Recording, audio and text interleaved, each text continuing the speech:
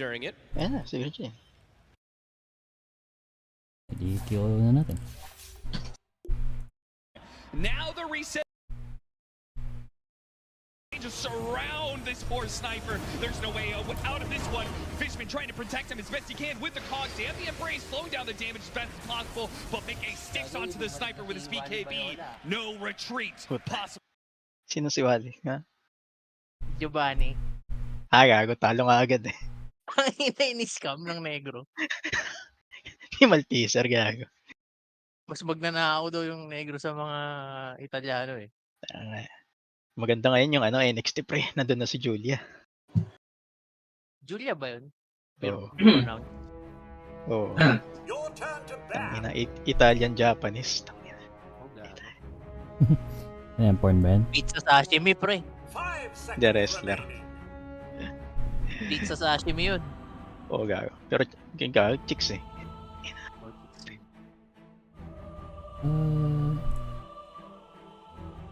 Okay. Alright. Asset 2. May mid ka? Nope. Support ako. O tara, lane tayo. Paala na yung mid. Putang. Sakto ko. Tsaka akala ko magmimid ka, yan din pipiliin ko. Kailangan lang. Kala na yung kampi natin. Parang pangit ata ng movement. Okay. What the fuck? Nagano ba yan? Akala ko si Aris. Tayo na. Okay, gagawin niya. Nice. Ayun yan. Tuwa kayo, may nag-post eh. Yung apat yung pinili po lahat auto-lock. Oo, yung last laro pa pala natin yung puro ringmaster si Aris.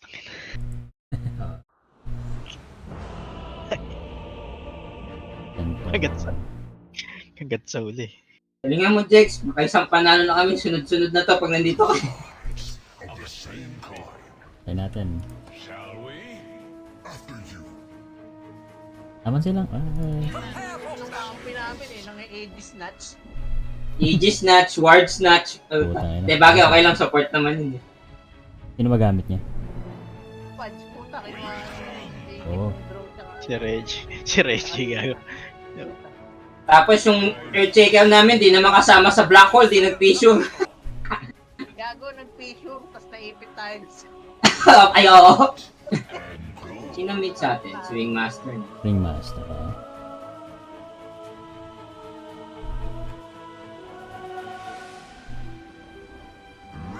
Ups, dito. Contest natin.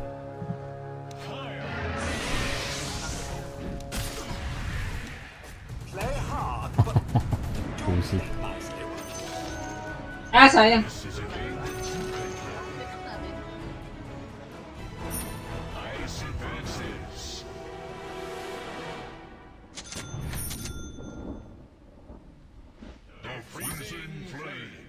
Namatay si Zai. Okay, Kha'Zix pre, Kha'Zix. Alam ko. Dati na center to. Ano kaya mid nila? Oy, easy lang. Shaman mid? Okay. Okay lang. Kaya mo yun mamaya. Yun, double melee. Nice.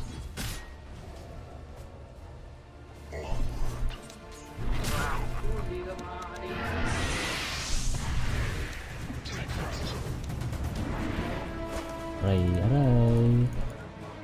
Next wave full court.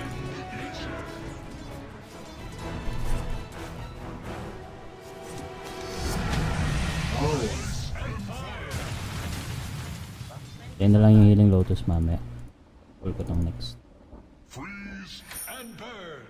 Ang ina mo ka, kanina ka pa.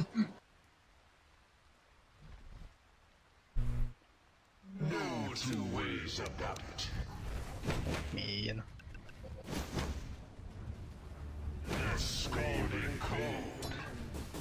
Napul ko na. Meron dyan.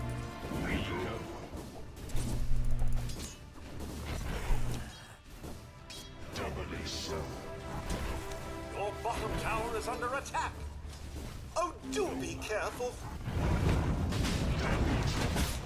Okay. Akit na na. Sige, ang gawin na. Tula ko mami.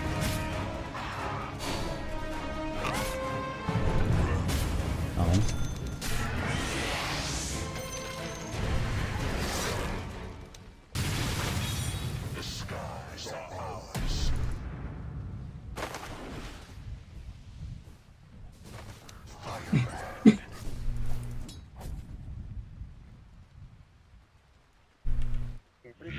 Ay, gago na.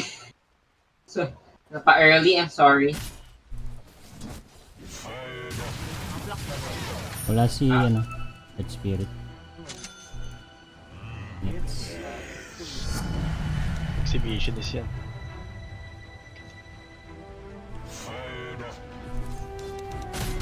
Okay. Wait lang, cool down. Ingat ah. Ito, game.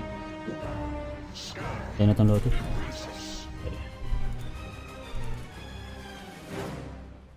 Saan ako pinauna mo?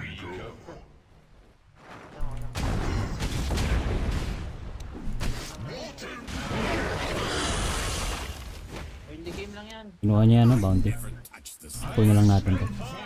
Boy, tayo na to. Tangin na mo. Huwag mo sayawan yan. Inaano ko nga pa, hindi makuha na to eh. Ganda. Okay, nandun rin sila.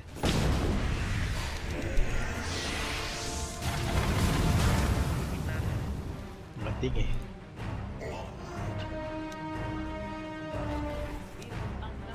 Ito na ito. Apa manaw yun.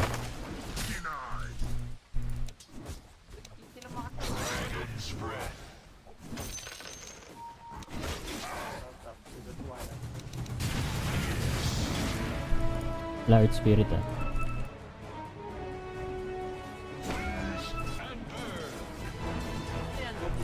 Sayang. Oo, offline na. Ito ah. Pag pinalo mo, pre, ano agad. Tawag din yung magbabato. Gugulong. Oo, gugulong agad. Solid. Ito dollar lang pa. Huling. Oops. Huling ako eh. Pa-assist. Malayo ako. Assist, apat-apat. Malayo ako. Ay, tatlo pala. Gago, di naman naka-block dun eh. Nag-TP yung ano. Yung siya pa. Ah, okay.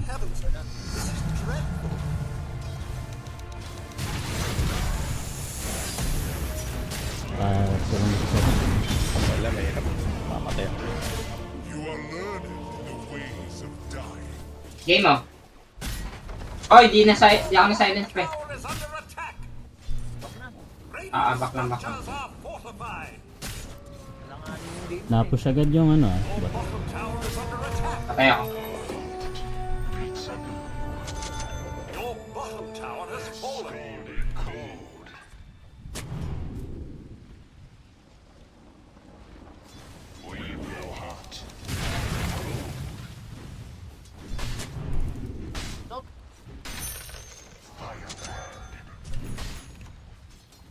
Mag-isa to.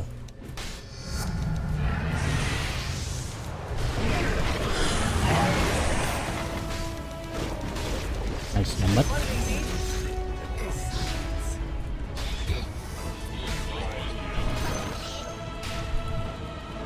Your middle tower is under attack. 1 second. Your middle tower is under attack. Habol nila ano, fast game. Nag, but watch Tamang mid out. eh. Your middle tower is under attack. Sakit. I hate to nag. Your middle tower has O fallen. meron dyan magtitipi sa kanila. Yep. Teka, wala akong RP. Dagger na ako. Okay na lang. Pakanta tayo. Alis muna ako dito. Okay lang. Kunin mo na dito. Yakan mo na. Ito. Up! Sento. O may SS ako ah. Marami to. Nakablink na ata yung ano. Taman. Yun lang. Anyway, dito ka farm. Dito na sila sa top.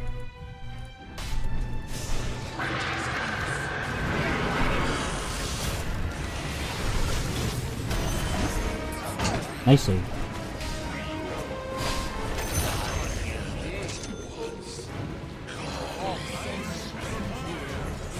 Wala pa siyang SS.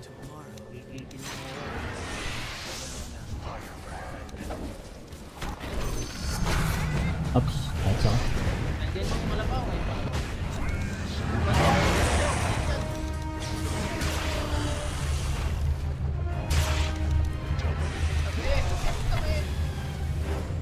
Tama na.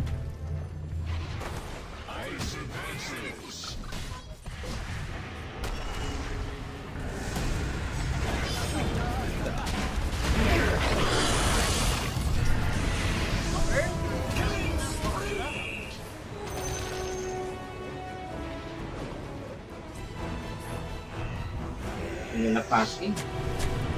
Oo. Okay, farm muna kayo. Hindi yan susugod. Puta na sumugod. Sige lang yan, boy. Your middle tower is under attack. Farm nyo lang mid. Kaya naman.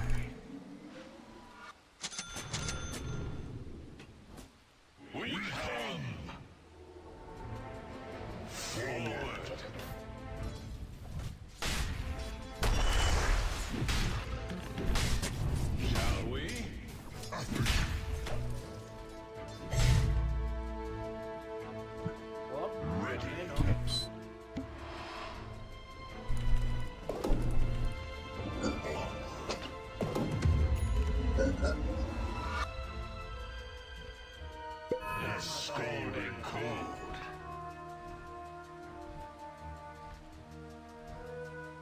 By thrust of wing.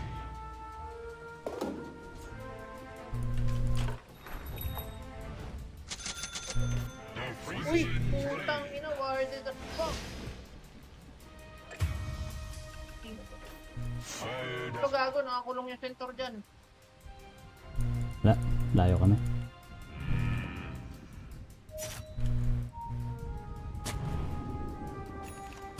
We blow hot and cold.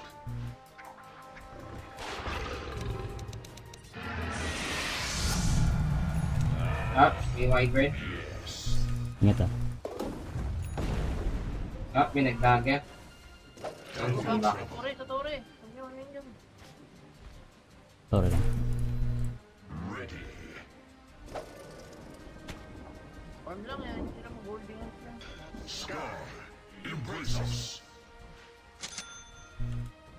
Pupunta sila bot. Ano dito ah? Meron.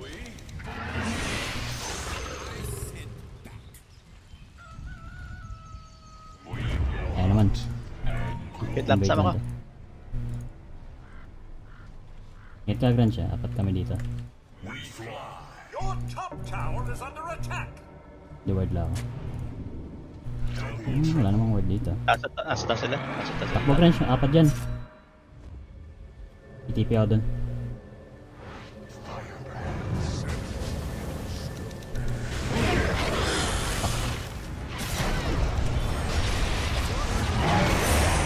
Nice! Ay, nice. Solo yan. Ah.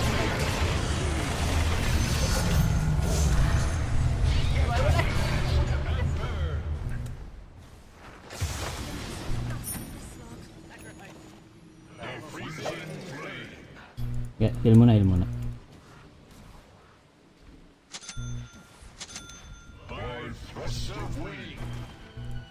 Buhay mo, kaibigan.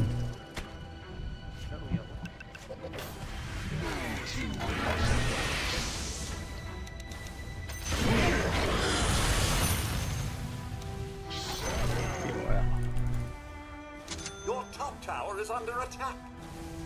Okay, You may want to take care of that. push nila. Wala na akong ano, macro. Next.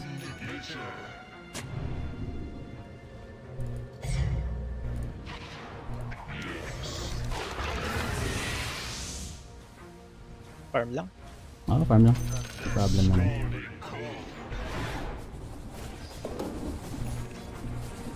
Ano ba? Lalabas mo. Sabihin niyo kung gusto niyo mag-smoke mamaya. Nandun ako.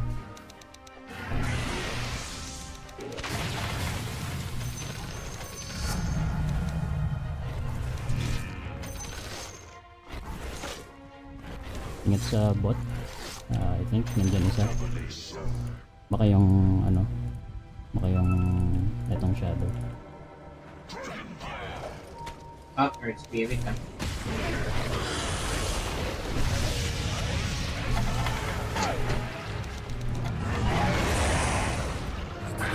Ay! Namagkakatabi tayo. Trasik! Trasik! Tayo kami pre.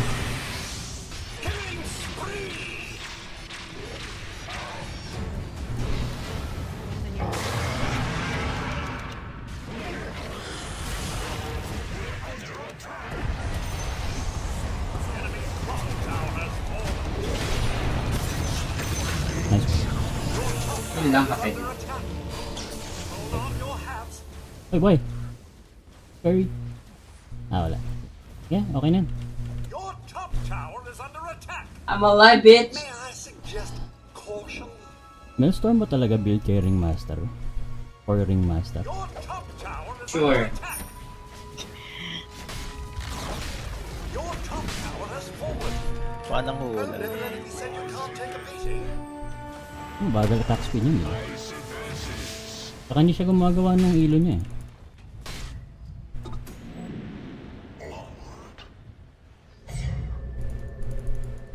Papiling to naman. Tama. May ano ako out of Itos ah. Kulang tayo. Ay gago, hindi kumama. Yan na, yan.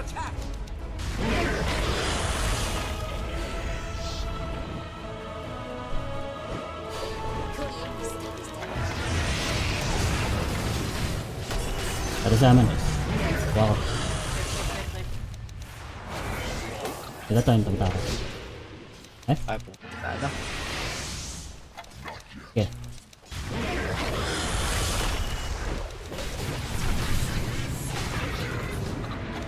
Nabigyan ko vision to. Galing.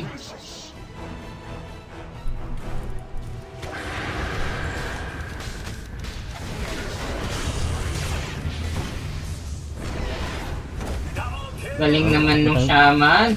Okay. Nakailang ano yun? Nakailang hex sa May hex sarili. pa siya nun. Pak naman.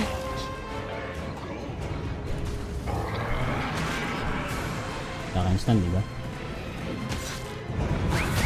Yun lang.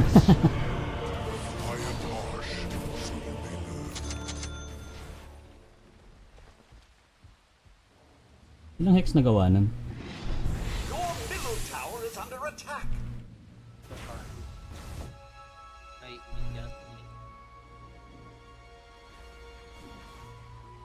Okay, kaya pa naman.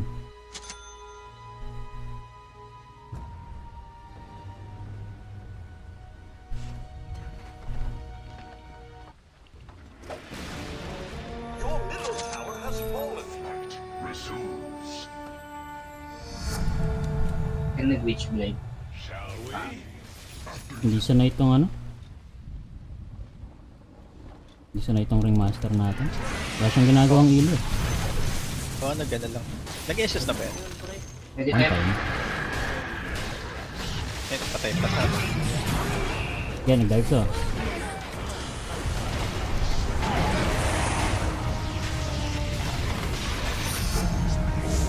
Okay.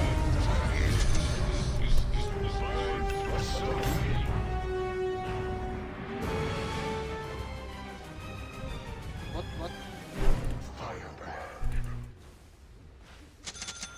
Aga mo naman magpa-bish, pre. Ay, mag-pre.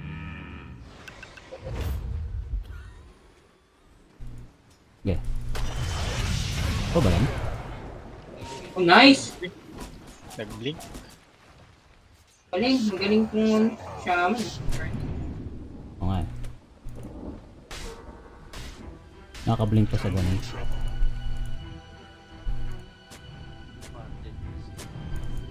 Ayan o. Nag-invade sa atin. Kaya no? Wala na kayo.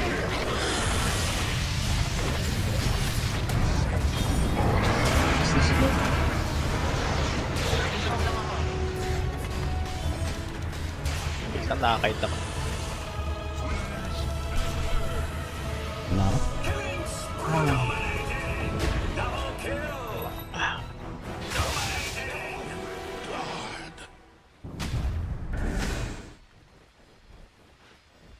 ka? Wala rin tong... Triple kill! Nakait din ako. Tsaka naka-BKB yung ano, Earth Spirit. Hmm. Pantinin yan, pre.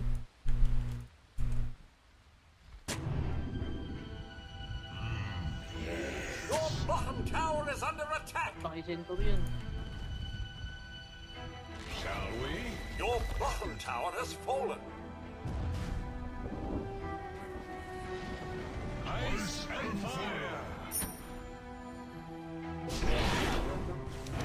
Your bottom tower is under attack! Nandito yung ano.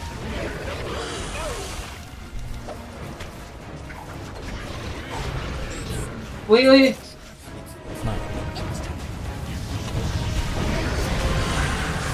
Kaya lumapit, kaya lumapit.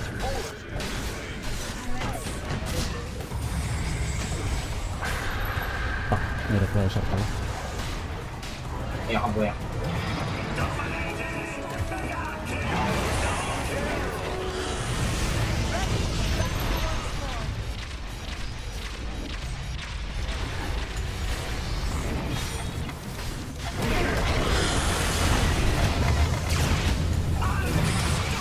Triple kill!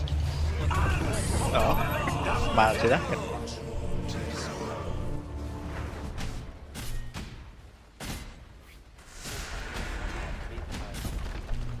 Your bottom barracks have fallen! Ah, well, Blade. it's not the end of the world. Puta. Your middle tower is under attack!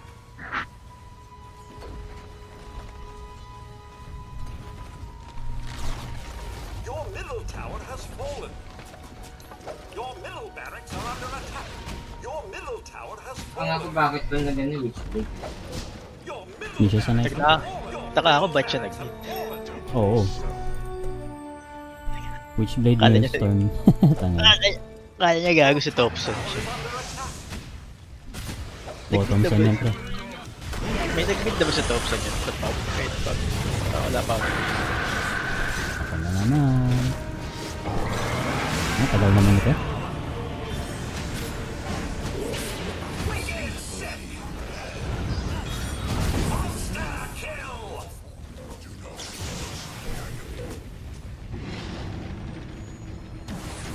Your top tower is under attack!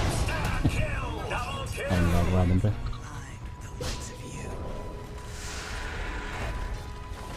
Your top tower is under attack!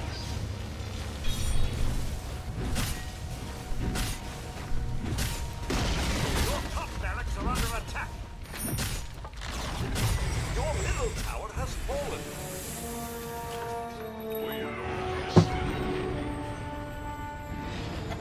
Radiant structures are fortified!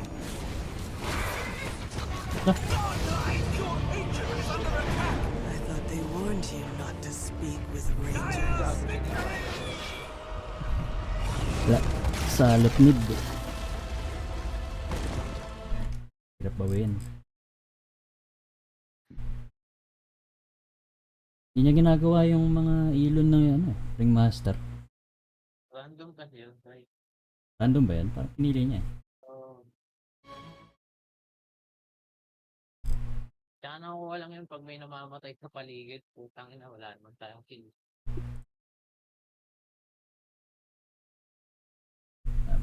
Game 2 pa rin. Close fight ah. Less than Close 1k fight. gold ano. Kaso mukhang ano. Provide back eh. Tatalo. Mukhang talo Cloud9.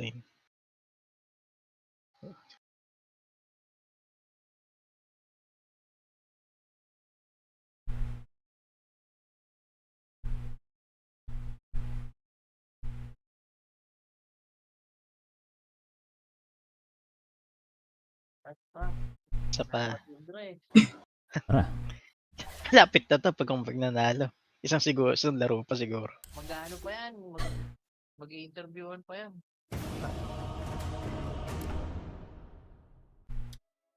Pero to. Wala na yun. Next series, ano na yun, di ba? Tundra? Tama ba? Tundra Gaming. Your turn to ban. Come 5 to Sand. seconds.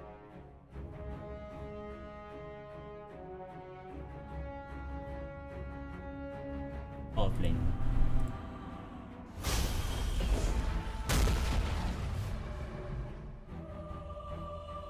Thank you. Ay, gago.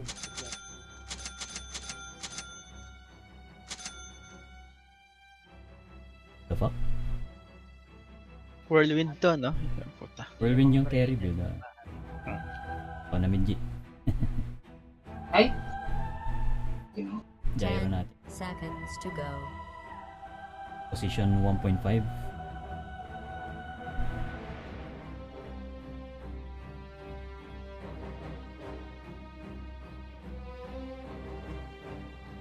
Mhm.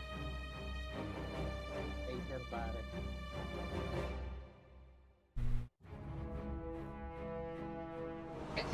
Kaya nga. Putang ina, ang dami nilang heal. Tangina, ano, ano. Ayaw may take. Fuck. Bala na. Ako mag-plus mamaya. I am Sand King. As I thought. Pero ano yan. Ah, okay. I'd get ready if I were you. Ay, magic gear. It's in the bag! Then I'm going home. Sir.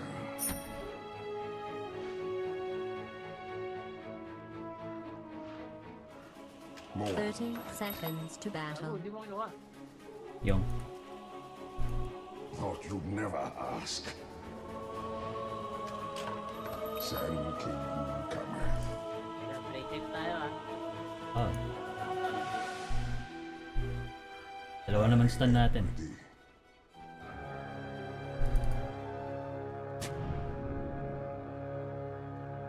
Ako muna. Araw mo na. Well, Of course. hope you like blood baths. Kuha pa. I'm under attack. Tiguan yan.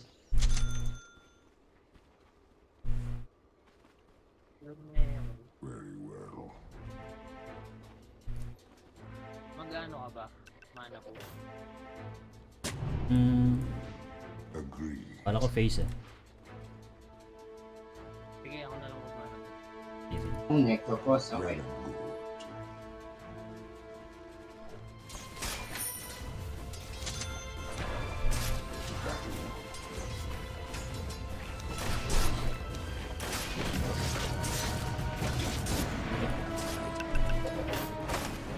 Pwede lang hit.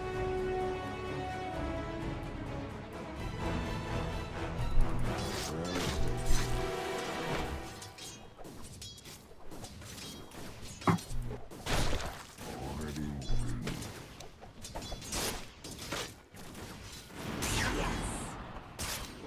Rama. Ow!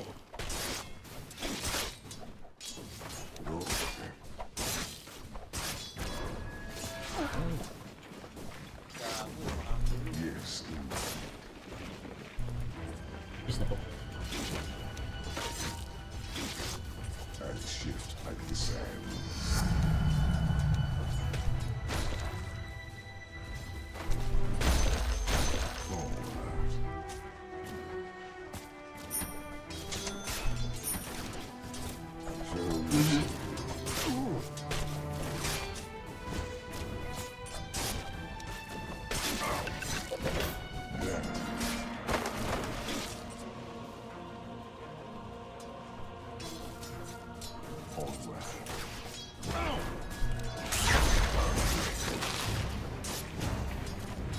More. I'm under attack.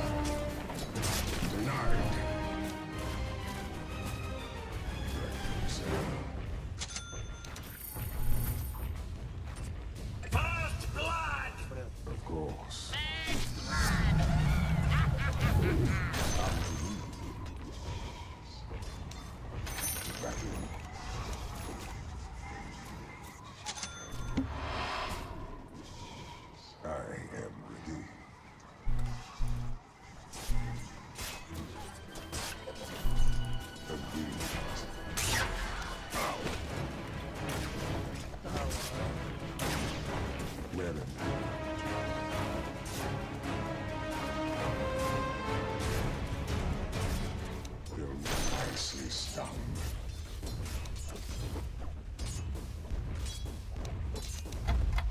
Yun lang.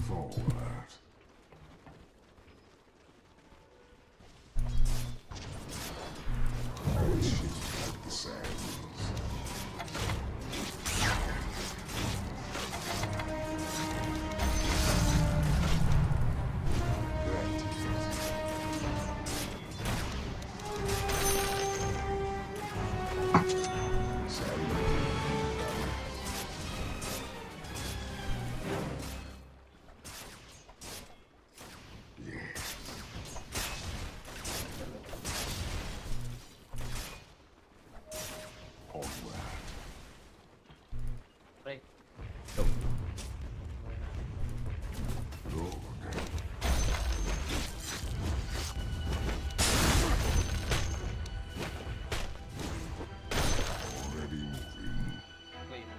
To you, my Thank you. loyalty.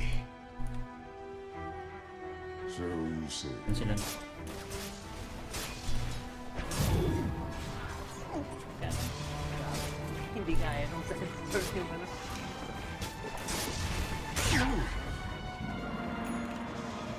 Middle is missing. Ah, fuck. Wala na. Yeah. Wala necro.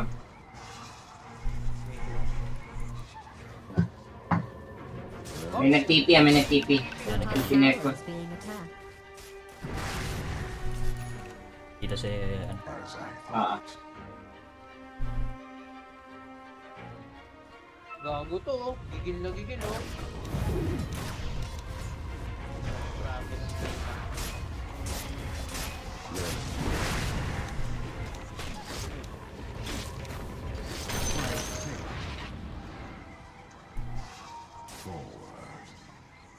Ah, Tipi na ulit yan. kita ka. 6 na. 6 na. 6 na.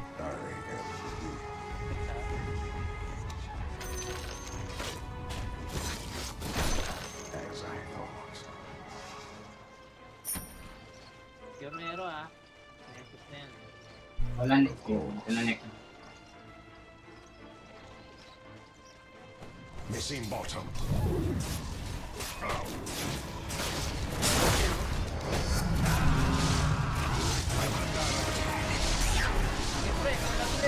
Wala, tanda, wala tapak.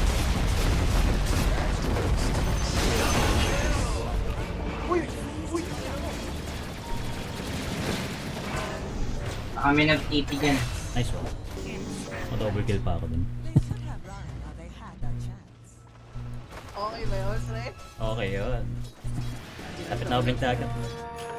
Long live the king. Ipi ako dyan sa taas. Return na round, eh. Where's my pension? Daming na ano ko. I could do with more of that. Pero wala akong ano ah. Wait lang. Baka ano. Epic. Okay, kunin ko lang muna bounty na. Battle. Ingat lang. I'll take your tribute. Natin tap. Sun King cometh. Arcane power.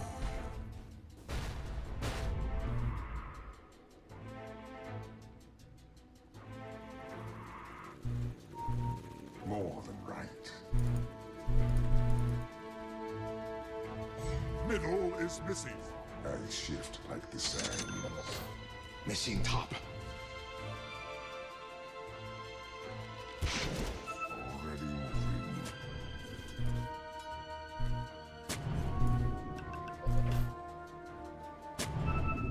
Missing top. Granted.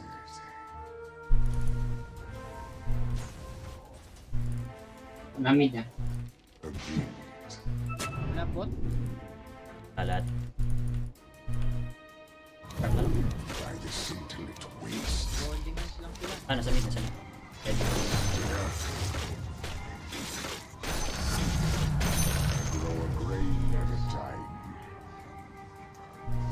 15 seconds yung SS ko.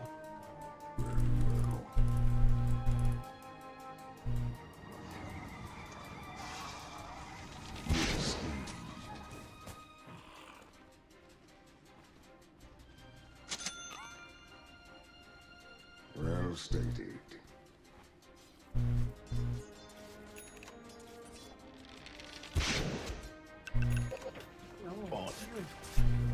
Ah!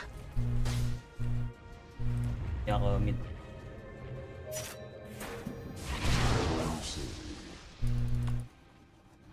Deep lang here. SS ako kung saan.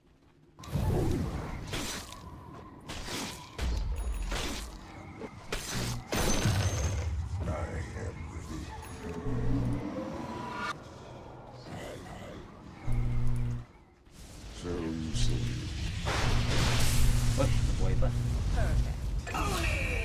Ang ina, buhay pa, nabuhay pa, tang inang yun. Hindi, okay lang, okay lang. Tama lang, Tap, tama. tap, tap. Takin na niyo eh. Move on. Kulong ka, no, puta!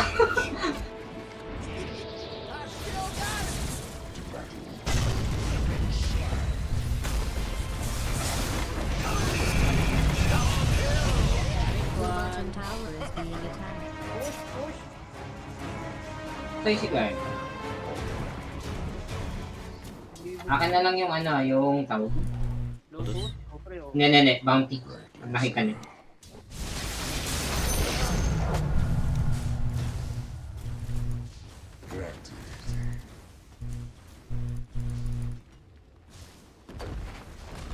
Stranger. Ano? Your bottom tower has been destroyed. The enemy's top tower has fallen. Buwan na. Well stated. Nasa mid siguro. Oh, do? Na Omni. At last. Even I like a Yun ang football. niya. I shift like the sands. Oh, Didi. Akin na. Red on. Ano? Gago. Bitch ako.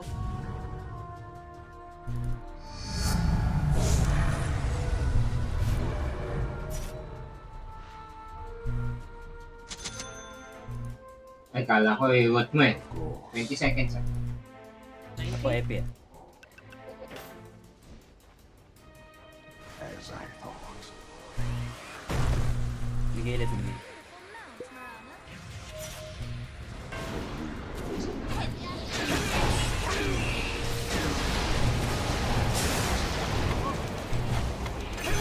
I think, love it. Okay lang.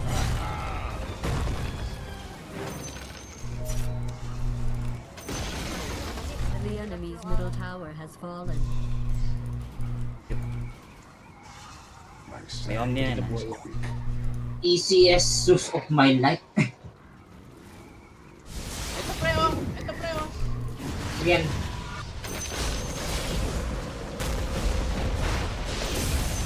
Ina mo ka? Umabot yun. Yun. Okay, umabot. Sige, sige ulit. Kulong ka, no?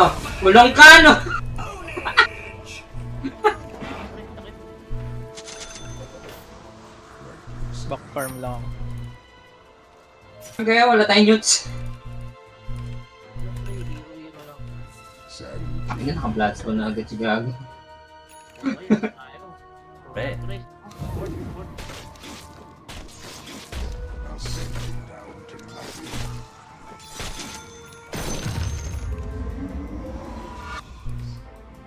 More than right. Ay, first item. Grabe. Walang slot na puta. Sand slip. Ano na yung bounty ah? Akin lang.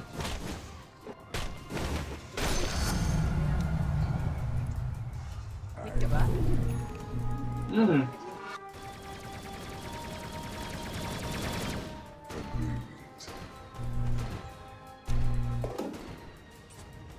Ganun din natin. Yes, indeed. Push tayo sa bot. Tao dyan.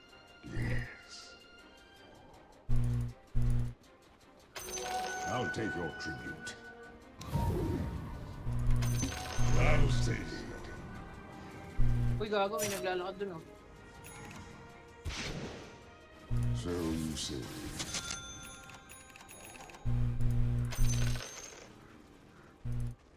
Top na Push nyo, push Already nyo. moving.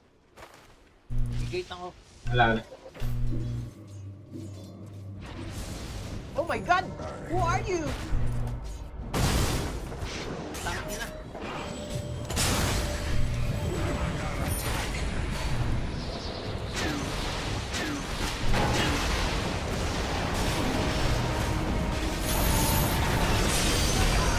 Yun lang. Namatay pa ako. Pero, Saya ka.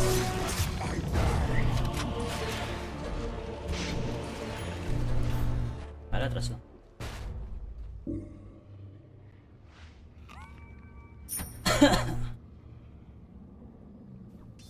Bad initiation lang. Tangin na, may nakaabang na iis. Dalawa pala kayo naka-Gleipnir eh.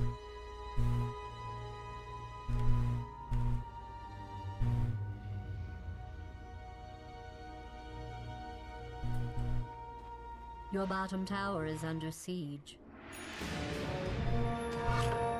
Your May smokes ba? Your middle tower is under siege. Dito sila eh.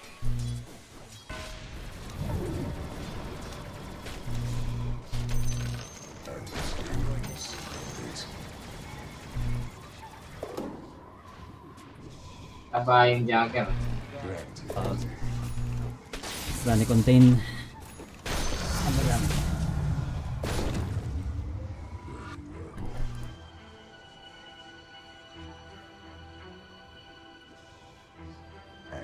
Powered dito.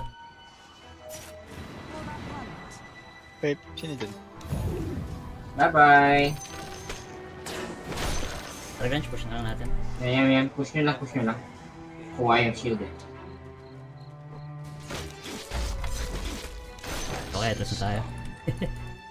Pinayan dito. well and good. Farm lobby cave.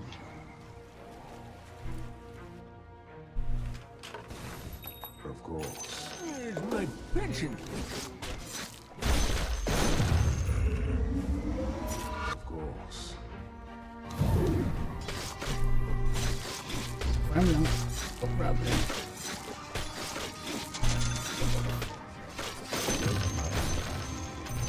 My strength increases.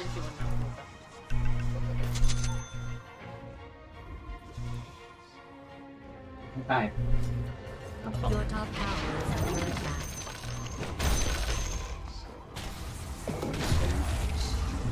Dinay ko na to. Your top tower has been denied. Why don't you celebrate with 2 fistfuls of potato chips? Once you've swallowed the chips, you're probably eating them. Your middle tower Sayang, is miss. being attacked. Rightly so. Ay, nakasmoke na pala kayo. Oops. So you say.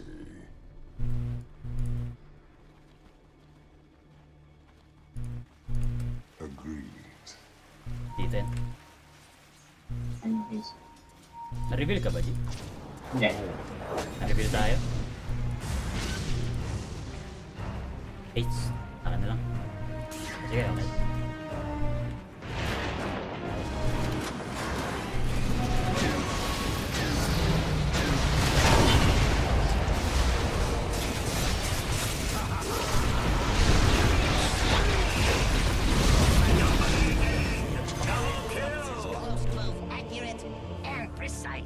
Yun na.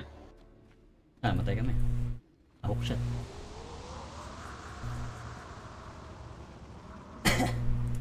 Naiwanan din yung ano.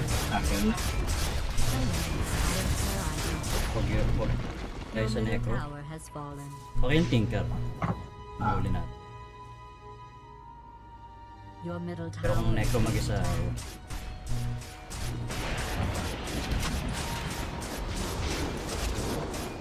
ingat yan. Your middle tower is under attack. Dire structures have been fortified. Your middle tower is under siege.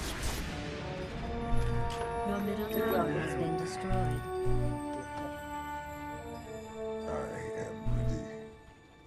Tara. Tama kayo. Triangle. Tinker. Your bottom tower is under attack. Not that I know.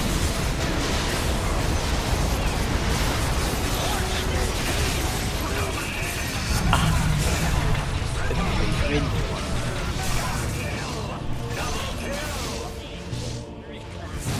Tapos na muna. Tangin mo, 1-on-1. Joke lang.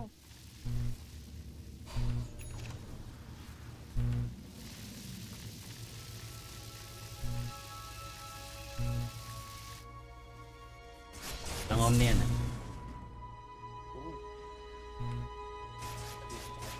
Pero magkakadidalus siya. And the MKB pala.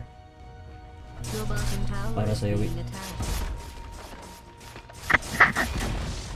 Your bottom tower has fallen. That doesn't mean you have to like it.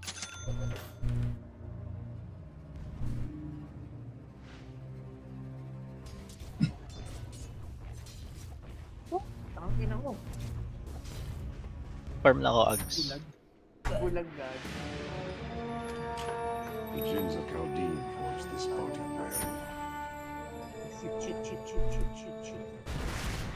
Lord, Ups. Yeah. Ako, silence. Ay, putang ina. Na nag-green ko. Natin kayan. that be a tribute. All right.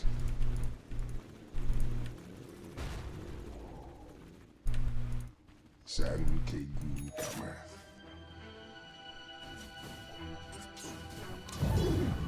Kapag na pumasok, Jake, luluto ko More mata. dinner. Sige.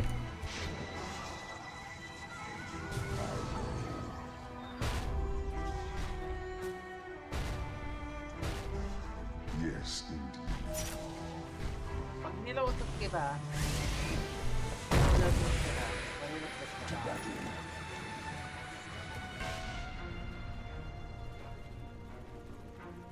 Okay.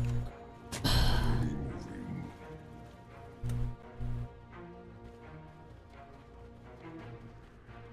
Very well.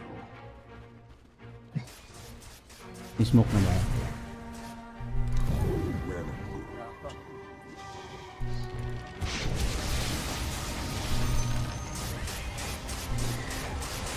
Dire has fortified structures. Nice Lotus. Ay, umabot doon, naglakad ka sa akin. Sayang, na-counter na yung ano. Hindi Omni. naglakad sa harap ko, sino kaya? Siguro yung ano, yung gyro. Your middle barracks has fallen. Your middle barracks has been destroyed. Dire structures have been fortified. Ano tumama to?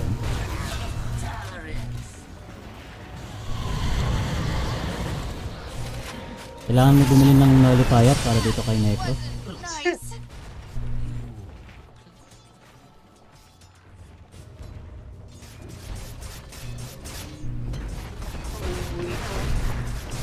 Your middle tower has been destroyed. Tumatos. Radiant victory. Gigit. Nga. Sasalita yan. Yeah.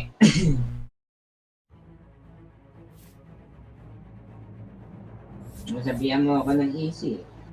Ano ka ba?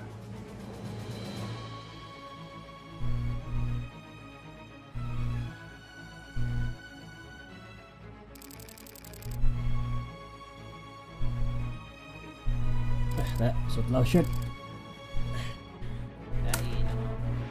Hindi na.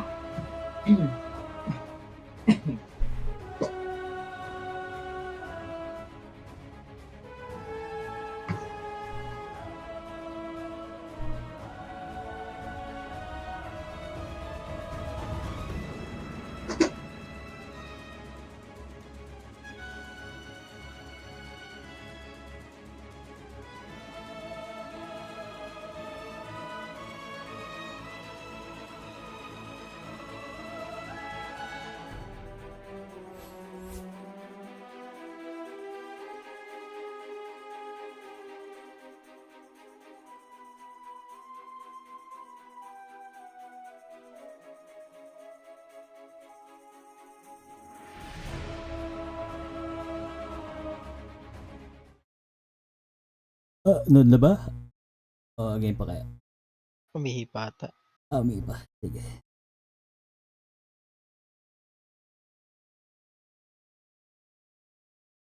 Lamig. Damn.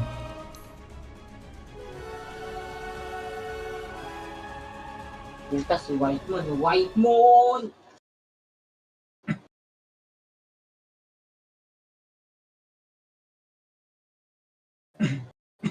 Diretso parang vampira. Di tumatanda eh.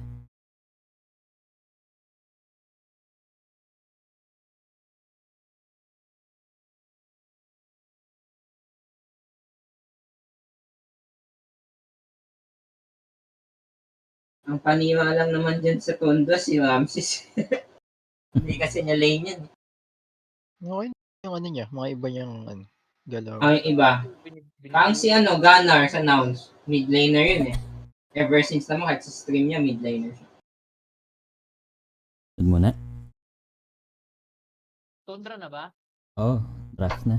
Puta, ayaw ko na. Tara, nood tayo. A lot of people said was a key to their success Wala akong last nag-shutdown year, yun. and the shining moments throughout this year was. Kumana ba yung walang ano? He was very stable. He was very. Nakabukas yung gilid, pre. Hindi ko siya binuksan, pero nakatapat yung electric fan mismo dun sa... different from gaming Ah. that doesn't adhere to that, and we can't really push Temperature that nga. narrative anymore. Baka. I think it's the supports being so strong in the early game because when Okay. you think about off laners being greedy, right? What Yeah, enables go them to be greedy? Ah. I think it's mostly the support. What the support does in the early game. Their supports are very, very aggressive. They I think they get a lot of work done. And if you compare that to maybe the other team support, they Virus. do maybe 1 or 2% extra compared to the other team, and maybe that's what all they need, to allow their off laner to be this greedy. Wait. It's not just Pinipiratan the ba yung support, like I Adobe mo said, o the may Racho is a license? very aggressive carry. So he Pirata comes to lang. the fight Pero early, so, luma na yung mga uses ano the ko. gate, Dati he ko comes over, paggamit he yun. defends the Mindstone. off-laner tower, to Yung mga keep bago his kasi towers may, and the ano, stacks. di ba, may And I think that's what online. you need to allow the off-laner to be greedy. Online. Essentially, they have Yung mga 2 CC. carries in a way, or 1.5 carry. Guys, One may Because the ganyan. off-laner just basically is another carry. So you've been kind of quiet. Do you want to share some of your thoughts about this Tundra and gaming lineup? Tundra with a very different. Pag roster, video having editing, this gamit game ko in right DaVinci now, and Resolve how maybe na lang. that's also shaping and changing what they're able to do Libre at pa. TI here. Yeah, I think they already ironed that out by now. They're Tapos Photoshop na yung top mga 6, online right? na. So, I mean, Sox is a great player. He Kaya has lang been on the kasing stage full many feature. times for winning TI, in fact. So, Did you know the last time he was on a TI stage, he won it well, there you have it. because he was not present Well, last year? that's true for Thompson as well. No, because Thompson. In front of a crowd. In front of He was in playoffs last caveats year, there. which had a crowd in Seattle. Well, that's not what he said. I'm just saying. But anyway, I'll I'll put argue this, with Jenkins I to the trust cows the come man. home. He said in an interview.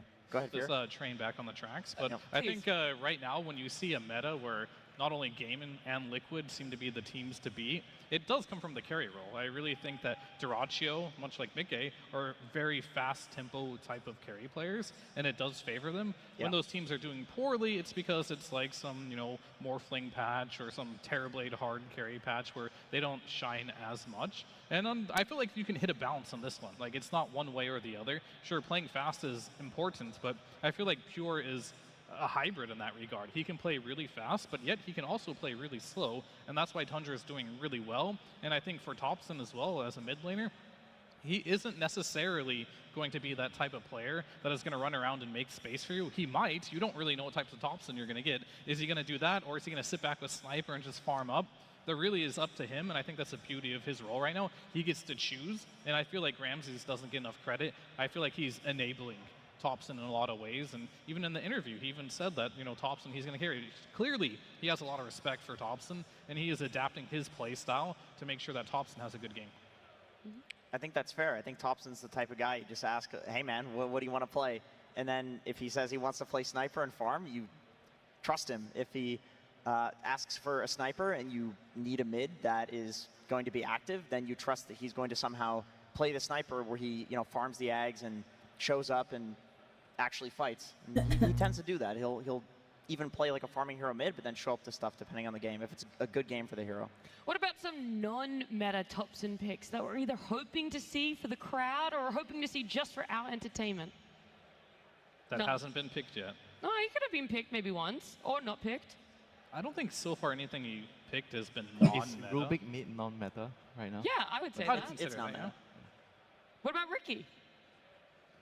The Ricky could be interesting. I mean, we've all heard the whisperings Yes. with this hero. We've heard that there's, you know, maybe the hero's doing a little bit too much damage in some instances, and people are not going for the defusal. They're going for the Ags rush and going for the facet and kind of farming, and then going for the eventual defusal, playing the hero in a way that's not exactly traditional. I saw people were spamming it in pubs prior to this tournament, including Topson. He may have been the first. Happy morning, it's Steffi, co-founder co-founder of of Lola where Menace, a he small does something Miranda so team out in of the the box that you Philippines. can't I'd love for you to join me comprehend what it might Ngayon, even be. inipisan ko yung araw ko with our That would be operations So interesting. you sit here, you sit in the draft, and you're baffled. You can't even like back him up with numbers of why you think it could or Clockwork should Kid. It has to be some weird high combination that goes entailed that, like some Venom mid with, you know, the facet. Yeah, usually it's a full build. It's not just like a weird hero in a weird role. He also does a build that you don't understand that ends Okay, complete package. 5 items in, it clicks.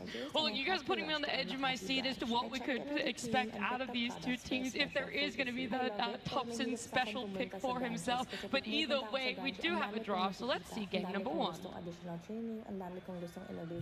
Tundra Esports versus Gaming Gladiators. Game 1. Well, that's it. Game 1. We've got a lovely audience filling out our Royal Arena here in Copenhagen, Denmark. And we're going to see just what's happening. That Invoker getting a massive respect from Gaming Gladiators, taken out right off the bat. Tundra, though, focusing a little bit more on those supports that we have hopped on and on about over the last week and a half. That Naga and that Shadow Demon. He was Topson Invoker. Far from Tundra at all. I do want to say one thing about the Invoker. We saw in the first series of today, this got first phase banned as well. And I would imagine that it's probably because on the last day before the break, we saw some very successful Invokers. And I'm just guessing that this hero was in every single scrim within the break. And then also, you don't want to give this to Topson. Like, this is his most played hero in the tournament, and he looks extremely good on it. Yeah, I'll add the second point for Nat there. It's, okay. The last series they won was versus Falcons 2-0, and they had an Invoker both games. There you go. And there was this one game as well, they actually picked Invoker blind, you know, because before the tournament, I thought Invoker was a hero that you needed to still see your matchup and pick it, but they picked it blind and the game went really well. He didn't really suffer in the laning phase as much, so that kind of changed my opinion on Invoker. He's like a hero that I feel like you can just pick, and you don't really care about the matchup as much, and you're going to be doing a lot, like just running around the map. He's very similar to Monkey King in a way, I think. You're just getting your levels, and after that, you assist your side lanes very well. You ghost walk, you run around, you get kills, and it helps your whole team. The game that you're talking about is the Heroic series, and the Invoker won the lane against TA. Yeah. I remember that, and we were like, okay, I guess this matchup is just not the same as it once was. I will say one of my favorite things when we see teams come on stage or finally play again after a 4 or 5 day break is seeing what they either ban out due to what's in the meta, they ban out due to respect, which is that Invoker, or maybe something's happening in the back end of the scrims that we haven't seen. This Visage, maybe Tundra place it very high, and because they don't have that first pick, they don't want gaming to be able to get their hands on it. So that one, the Visage, is it a respect? Is there something else going on for it? Either way, it does leave Gaming Gladiators to pick up the Mirana. I think Visage is very similar to like a Doom. I kind of like to categorize these two heroes together, because when you talk about playing fast, right, these two heroes creates gold out of nothing, out of thin air. So it kind of speeds the game up really quickly. And if you're Tundra, if you're thinking about maybe we do want to slow things down, we don't want gaming to be playing at a very high pace. So those are probably the heroes that you consider banning. But definitely not, I didn't expect the Visage to be banned out.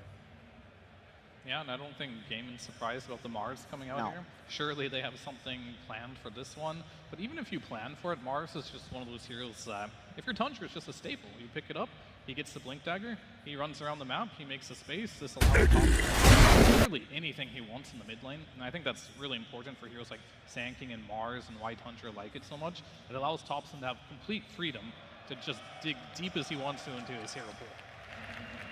And he also doesn't really have any bad laning matchups right now, right, as Mars. I feel like he's always going to be able to do okay in the laning phase. Yeah, as long as you lane with a range position 4, Mars will get something Sino out yung of kasama lane. nilang Chinese? Pete Bayag ba You're yun? often laning against ranged carries because that's all that's popular right now. The Sa heroes that commentation, Mars lane sa are commentator. Slark, Ursa, like any heroes Gago, hindi si if they Pete B yan. hit you, they gain Racist some sort to. of stacking thing on you that will eventually kill you. Mars does not Hindi, like kasi alam ko Chinese. All of those Nakakita lang heroes are ng bad. Chinese na I think a lot nag-English of eh. people don't remember what Mars Oo, kasi alam ko nag-aaral si Pete B yan eh. a good early game, he gets a couple bracers. His facet is if he's outnumbered, Kakaibang he panel has sa- extra health regen, right? So it allows Sox Si to ano like, yan? Sino if ba he yun? wins Si his lane Winter. and does decent, Ah, leave si him alone Winter. and then go help mid lane, which is something he does a lot. Mga lumang si ano rin yan. Yeah, I'd Ay, like to no. see what Gaiman Ni has Mushi ganun. planned for this because Mars is Ramsey's most picked hero. They've played 4 games of it. They've won every single one convincingly. The games where he's not on an initiator like Mars, Tundra looks like a completely different team. So there has to be some answer. They're not just leaving this in And then going, oh my goodness, they picked Mars. I'm shocked. No, this is definitely expected. If you are going to pick up some sort of Slark type hero, I do think you need a lot of other heroes to make it work. I mean, one thing about Mars, I would say, is he doesn't build auras, right? So maybe you're thinking of trying to abuse that, and you get an offlaner because gladiators mostly they build auras on their offlaner, so they can kind of use that to their advantage. We're gonna get our auras a little bit faster because usually with Mars you pair with supports that will build the auras, and normally it just comes slower, you know. And Yeah. you are gonna have a window where your auras come a little bit faster, and maybe you can take advantage of that. I could see that paired with maybe like an alchemist strategy, something where you build the auras, you have Alk who's going to have a, you know, Mars doesn't necessarily dumpster lanes. He'll do fine in lanes, especially against these ranged heroes, but an Alk would farm just fine, and then you hit this timing with like Radiance, Blink, BKB, something like that, plus the auras that you're talking about, and maybe that's how they planned to, okay, well, that was unexpected. I was actually going to mention that, but I didn't think they'd pick it now. I was going to say the worst hero that Mars can play against is Lone Druid in the game, and that's something Ace typically will pick after he sees the carry matchup, because if you see your matchup, if you're playing his Faceless Void or something, what he did last time, you decimate it. I'm not sure if Dyrachyo is up for the challenge of playing a Lone Druid. I'm not sure if he plays that hero, hasn't played it yet, but that is something that is incredibly good versus the Mars. I was thinking they're going to pick like an Alchemist or something, and then later down the road pick this Lone Druid, and that could just be their type of style, right? You play really fast, you hit the timing, you can end the game. We typically don't see the Lone Druid picked up this early because there are some bad lane matchups. This hero particularly doesn't like to play against a lot of ranged carries, and this is a ranged carry type of meta. Man, this is a death ball strategy coming out of You already know. Yeah, this is gonna be a very quick game if gladiators manage to. It's either going to be a do quick well game or a early. long game. Chen versus Enchantress. Yeah. That's an age-old question. Which one of these heroes wins in this matchup? Oh, do you have any? I don't have the answer. You I don't know. have a I don't. favorite? I mean, I feel like in the past you would debate this and like, oh, you steal the creep, I take your creep, you take my creep. I feel like their interaction is very minimal now because like Chen just gets so many creeps, or Ench can only have like one at a time. So you still one of Chen's creep doesn't really matter. They don't really interact in the laning stage at all. So I personally think they just do different things. I feel like Ench is more of like a lane winner than Chen right now, whereas Chen is more of a timing hero. He gets a mech, You get your you mech, push a tower. you group up, and Ench isn't really good versus that playstyle. Well, look, the Luna coming out for Tundra, a hero that has impressed time and time again throughout that playoffs. A lot of people putting it in their S, maybe even S+ tier category when it comes to carries. Is this still something that you're willing to run for Gaming Gladiators, the Lone Druid offlane that will now be lining up against what is expected to be a Luna Ench? You'll probably be worried. I think it might actually be just Luna ET. ET is very good against Lone Druid in the lane. Because of the extra unit, you get more from your spirit, and you're very good at running Lone Druid down. I think Lone Druid's weakness is if he's up against a support that can close the distance, which ET has with the movement speed, and you kind of just bully him or kill him in the lane. And Luna with ET is a perfect pairing, because Luna from far range, you can use the Lucent Beam, and ET you can get a couple of extra right clicks onto the hero. So this is a very formidable lane against Lone Druid. But the question is, does Dyrachyo play Lone Druid? I don't really know. And this doesn't answer anything either, because Dyrachyo plays Brood as well. Ace can play Brood. I'm very curious to see where the Lone Druid's going with this. I wasn't sure if the Brood would be good. I was thinking in my head, like, you know, DK carry or Alchemist carry against the ET sounds pretty good. They've got a ban Earthshaker right now. I think that is an instant loss, yes. If they play into a Thompson Earthshaker, I do not think there's any winning this game with all of the creeps they have. He needs to be like on a hero to defend towers and clear creeps. Okay, I'm gonna quickly ask the question though, before we talk more about bans and last picks, is would you rather your team play on heroes they're not as comfortable on, but in their lanes, or heroes Tangina Dazzle. lanes they don't Van know? Dazzle. Sorry, I gotta interrupt you here. Dyrachyo has played 7 games of Lone Druid in his pubs in the past 8 days, 100% win rate. 100% win rate, so yeah, he's this is a, I mean, if I know Dyrachyo, whatever he plays in his pubs, you know he's going to play it on, like, competitive. Yes. 100% of the time. Yeah. And he is 7-0 on this hero in pubs. Dyrachyo's playing this Lone Druid. It confused me at first, like, yeah, Mars, it's really bad versus Lone Druid, but I don't see why Ace would pick it up. He doesn't see his lane yet. But it was a debate all along. He saw the Mars. Dyrachyo wanted to play that Lone Druid. It was an incredibly good lane. Utang and ina, si matchup. Ron Jeremy. Ace is confident enough for this Brood against the Luna plus ET is going to be good enough, and I'm going to trust him. And so far, every time Ace does pick this Brood, he does deliver. So this flex looking really strong right now. Bad kaya nila Out of Shaker. curiosity, which facet on Lone Druid is he going for? Is it the new one? I would have to check that real quick. Because there's 3. There's the one where you now have the 3 slots on the main guy, but you're gaining... Oh, he's getting the one where you have 3 slots. Okay, that's interesting. Yeah. I've not seen that in competitive yet. Well, here's the thing, right? Like, maybe Dyrachyo doesn't want to micro the bear. With this build, you don't have to. You just buy all the items on your hero. You go for the Gleipnir and Harpoon and, like, treads on your hero. Game's going to be over before you have too many items to micro. It's kind of genius, actually. That's exactly what they want. It's the pace they expected, and it's easier to execute. 2 things that they do love here. We're still looking at some of these last bans. Dazzle taken out from the side of Gaming Gladiators. Puck as well. They're going to look to take out another mid laner, but what exactly? Catch. They need catch. They have very little catch right now. Thompson. I'm still going to die on this Earthshaker hill here. I feel like... Okay, but Tundra are banning right now. Yeah, I mean, Gaiman has to pick first here, so Quinn, he definitely needs to pick one of his Spirit-esque heroes, something that rotates on the map. Whenever you play the Broodmother, it's best to have a mid laner who can just pick up a rune, walk to the Brood's lane. Then all of a sudden, Brood just gets a bunch of spiders, and all of a sudden, Brood takes over the whole map. And I think the whole reason why that works is because your mid laner can make rotations there. But you are picking it blind, so he has to weigh his options here to make sure there's enough. He wants a melee hero, right? Because they are banning Dazzle. Most likely. Yeah, most of the spirits are like the melee guys outside a Storm Spirit, but I'm not sure if Earth that's Spirit, looking at. Void Spirit. Ember, just because you didn't say it, I thought I'd throw that one down. I mean, they don't really have to be spirits. They could be like a tiny. They could be Shaker themselves, right? I was Could thinking be a about that. Sand King. Leave the Shaker in and take it for Quinn. Yeah. All you're thinking about Jenkins is Earthshaker. I just think that they're thinking about it. Okay, you gotta give more. Because if they don't want to pick it, they kind of have to ban it. Yeah, I agree. But it is a decent Earthshaker game for them as well.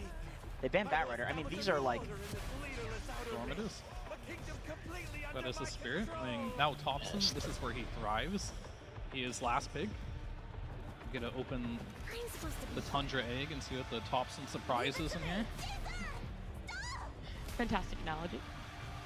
That's how it feels like watching Thompson play. It's like, what am I gonna get today? What am I gonna be treated with as a last pick here? He sees everything. He gets his lane. He's not gonna get Puck, which is like the big one. And we're gonna get an Alchemist. Probably in the mid lane. tower defender. There's your Acid top spray- surprise acid- right there. Yeah, acid spray tower defender, and acid spray is also really good against Lone Druid. Surprise! Uh, Yung first time ko makikita mag-Thompson na cool and na everything, but you are playing versus a Brood Lone Druid Chen lineup that is incredibly fast. So if this doesn't defend the towers, which I don't think Acid Spray really deters Chen very much, this could get ugly fast. But if they manage to get a couple defenses, they have an additional carry now. Yeah. So it could be interesting. Yeah, I mean, Tundra could also win the lanes really hard, and then maybe they won't run into damage issues, but if they don't, I do see ET Enchantress supports with the Mars. Where's the damage? It's not coming from the Alk until he gets a few items. It's got to come from Pure on the Luna, honestly. Like, Pure has to play active this game. You talked about him being able to play both active and greedy. Well, Luna is a hero that can do both.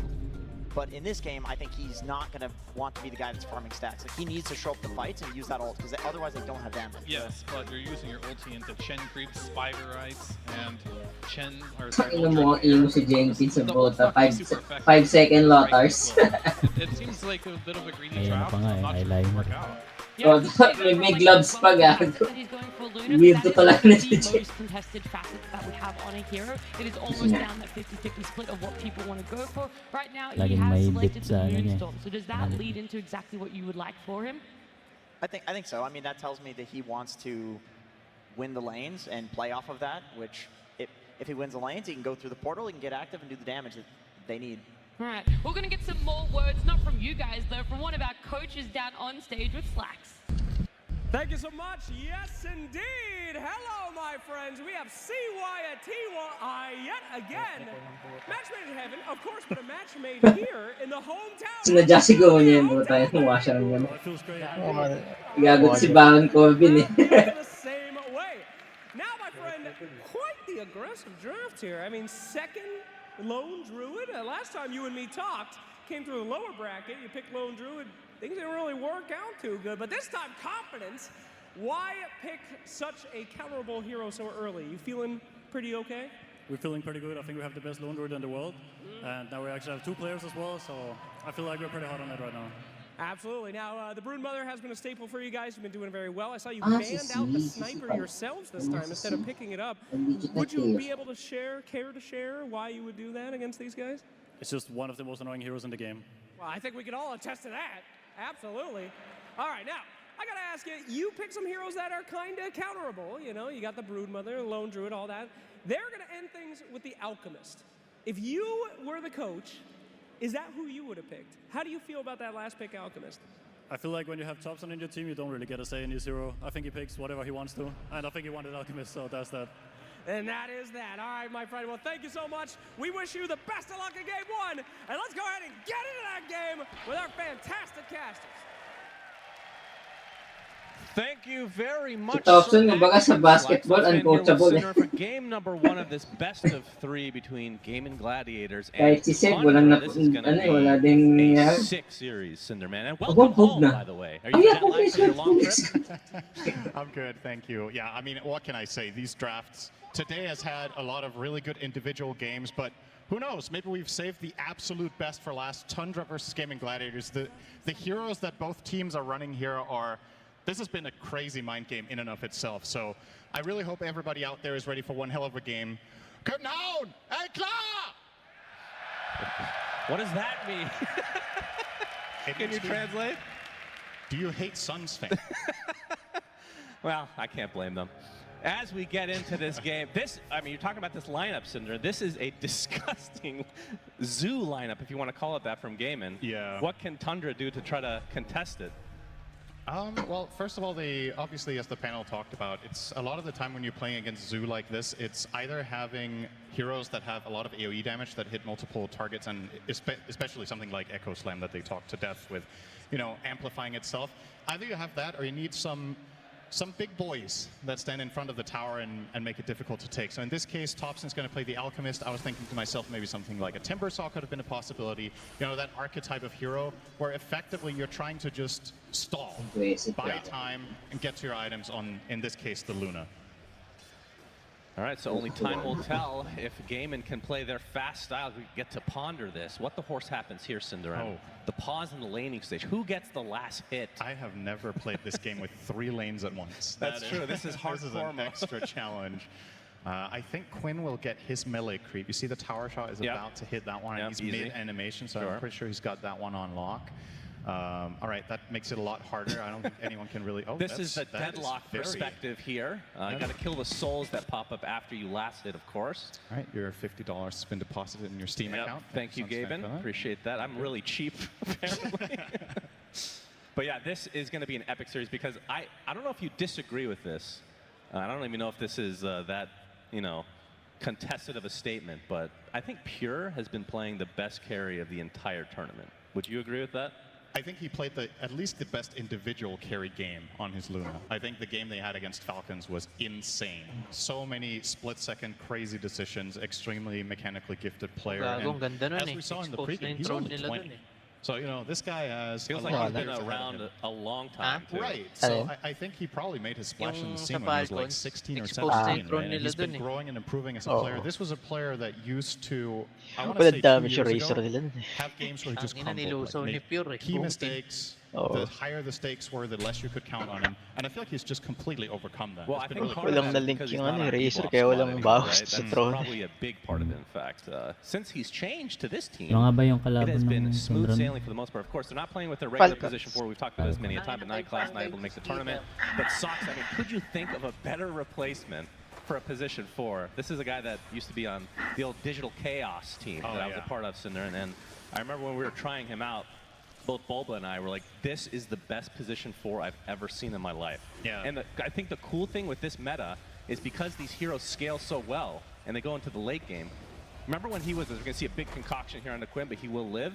The fact that these Mirana type heroes, these position 4s that scale, when he was ranked 1, 2, and 3 in the world on the leaderboards, he played carry, not support in those situations. So that's another guy to look out for. Yeah, it's cool how when you're good at Dota, you're just good at Dota, you know? Like, there are some players that choose to truly specialize and only play more or less one role their entire career. And in terms of pro play, Saksa is that guy as well. Yeah. But he just has a very wide repertoire, and I think there's something good to be said about trying other roles out, whatever level you play on. Whether you're a pro player or you're a 4K player, like diversifying your pool gives you a different and deeper understanding of the game. And I think that's part of his X factor. Nice arrow. Blood hits. grenade. Yes, I believe that will be first blood going the way of Tofu.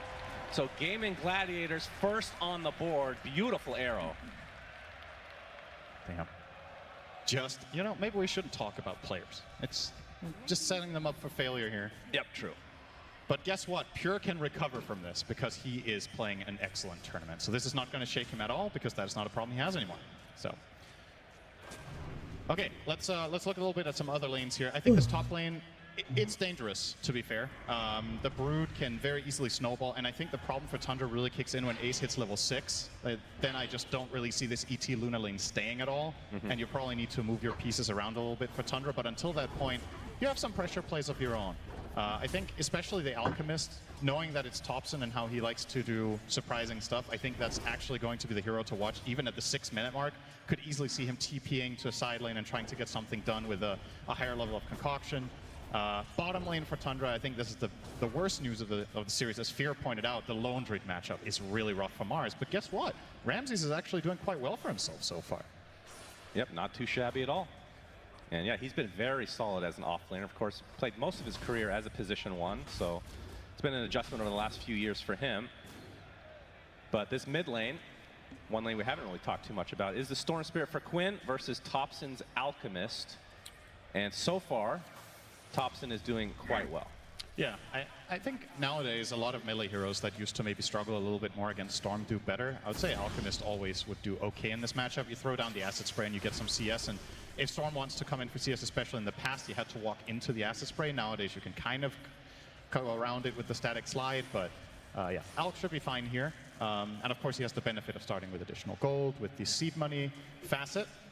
How did the first bounties go? Was that was a 3-for-1 split for Tundra as well, so even more went in their favor before the lanes actually began. Well, I want to talk a bit about the bear. Obviously, that was a big discussion for the panel. Dyrachyo not known as the lone druid player. Ace is typically that. A little bit of a fake up, so you get the Brood in the off lane now, and Dyrachyo for the lone druid.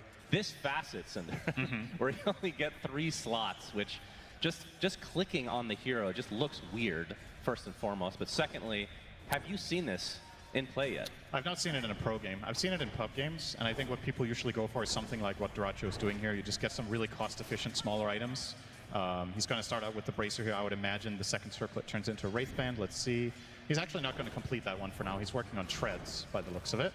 But yeah, I think it's really strong, and more so than anything, I think it's really strong for the way Gaming Gladiators play the game, right? They are a team that a lot of the time, we've talked about this in a lot of their series, that you hit that 20-minute mark and it's like they flick a switch and then they just decide, okay, now we want to win. Now we feel like ending this game. And you have a facet like this that just empowers your hero with fewer items. Talk about a match made in heaven for this team, right? Like that is when they want to peak anyway. So you're just making them stronger at the timing that they had with the previous facet. Yeah, that's true. I never really thought of it that way. That's definitely true. I'm confused why we haven't really seen it for Dyrachyo. Why they're bringing it out now? A lot. There's been a lot of teams that have first phase banned Lone Druid against them, and sometimes it's made it through to the second phase and then been banned. And Gaimin didn't first pick it this series either, right? It was a second phase pick. Yeah, it did rate Mirana over everything, which I think is very understandable. We just look for I think God. Solar Flare has been the spell of the tournament. Oh yeah, 100%. It is incredibly good, and they've built a lineup here where they have 3 cores that all benefit a ton from this physical damage that Mirana's going to give them. A lot of the time when we see lineups with Mirana, like maybe 2 cores use it, but here it's all 3. I wonder if it works on the bear. Oh boy. I guess we'll find out a little bit later. Because the bear is a little bit of a pseudo-hero with certain abilities, and I'll try to keep an eye out for it. It can pick up runes, you know, so why not? If it works on the bear, that is actually just dirty. Yeah, well, that's your job to click and find out. All right, I'll keep an eye on it. I'm sure you're forgetting about 30 seconds.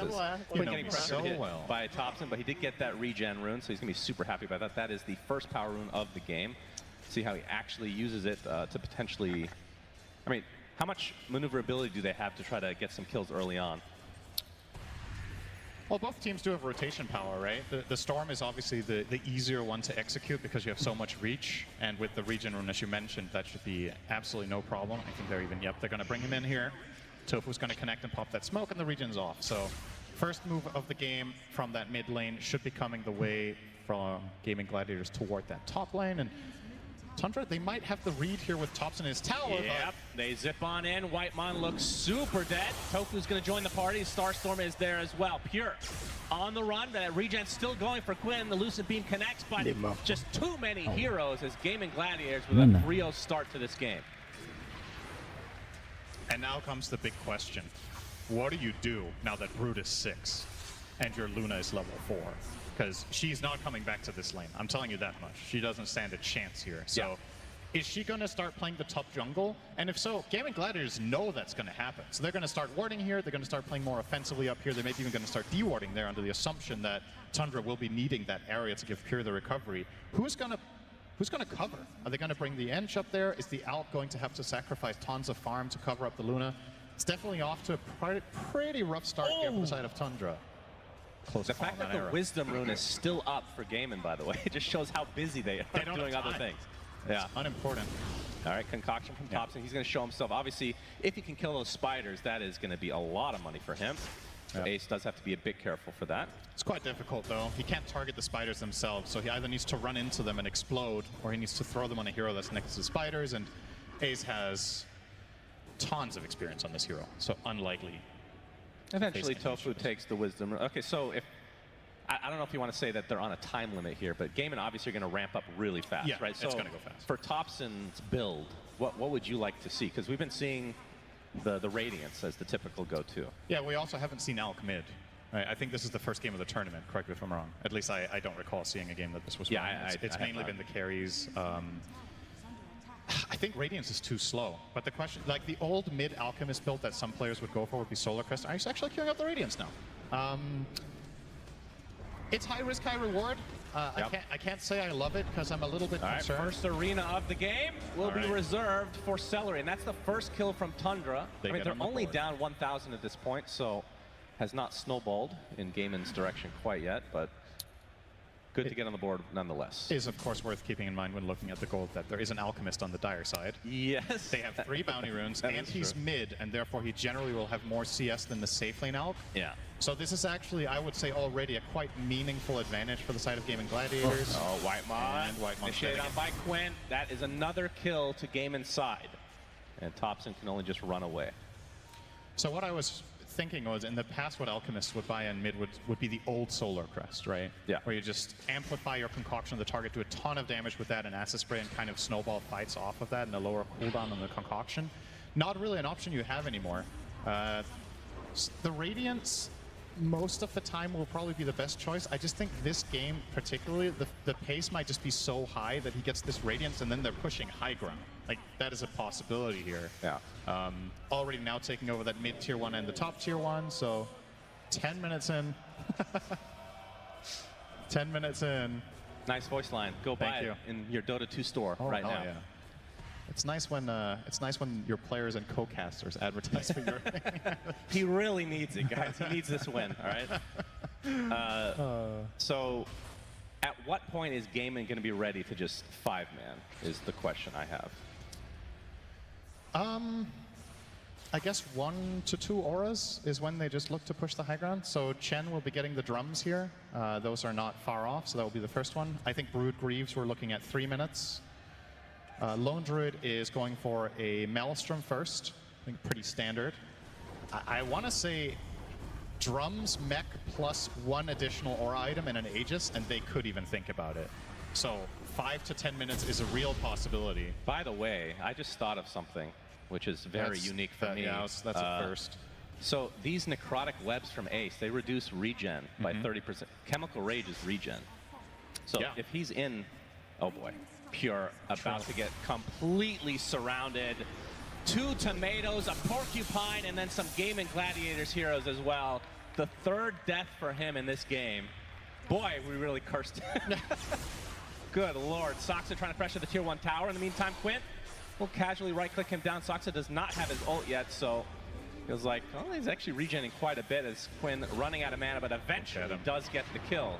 I will say, so you say we're cursing Pure, but I think if anything, this goes to show when one of the best carries, if not the, of the tournament in terms of performance individually so far is this much in trouble, it goes to show that Gaimin's prep and their strategy is really strong. Yeah, right? that's true. Because Pure has not had this much trouble in any game this tournament that I can remember, just getting absolutely run over, and his plan B is getting countered too. So now it's time for plan C. We'll see how long he gets to play this one before they take away the next area of the map. Ramses will be acting as wall here, but he can't cover it alone, so they're going to need to bring in the Enchantress as well. Arrow, gonna connect on Whitemon, no dive available. But Gaming Gladiators own 60% of the map. We're 10 minutes in. Yep. It is a major concern for Tundra, and they need to very quickly get to something meaningful, and it's not going to come from Pure. So the guy you're looking at right now is Topson getting his first big eye up. That's not the way to do it. I think denying yourself with a concoction at the Ancients is not a get-rich-fast scheme. Maybe he knows something we don't, Cinderin. Yeah. Oh dear. That's going to took slow him down a a lot bit. of damage. Yeah, that stack will give him Radiance, though, if he can eventually finish it. But while he's thinking about that, the tier 2 tower top is gone. Would you believe it? They've made us patch to this game, so now there's 2 Tormentors. He found the second one. Soxa. He's dead. Very dead. Does have his ult now, but still, just too much damage. His bottom lane, Dyrachyo. He is surrounded. There's the arena. The Eclipse coming out. His Topson with Dyrachyo somehow kills Ramses before, and now Pure will get the trade. So not as clean as you would like if you're Tundra, but you do take out Dyrachyo at the very least. He traded in a 1v4 and forced like 2 or 3 TPs to that tower. It doesn't get much better than that. Okay, he had Hand of God, so let's call it a 1.2 against 4.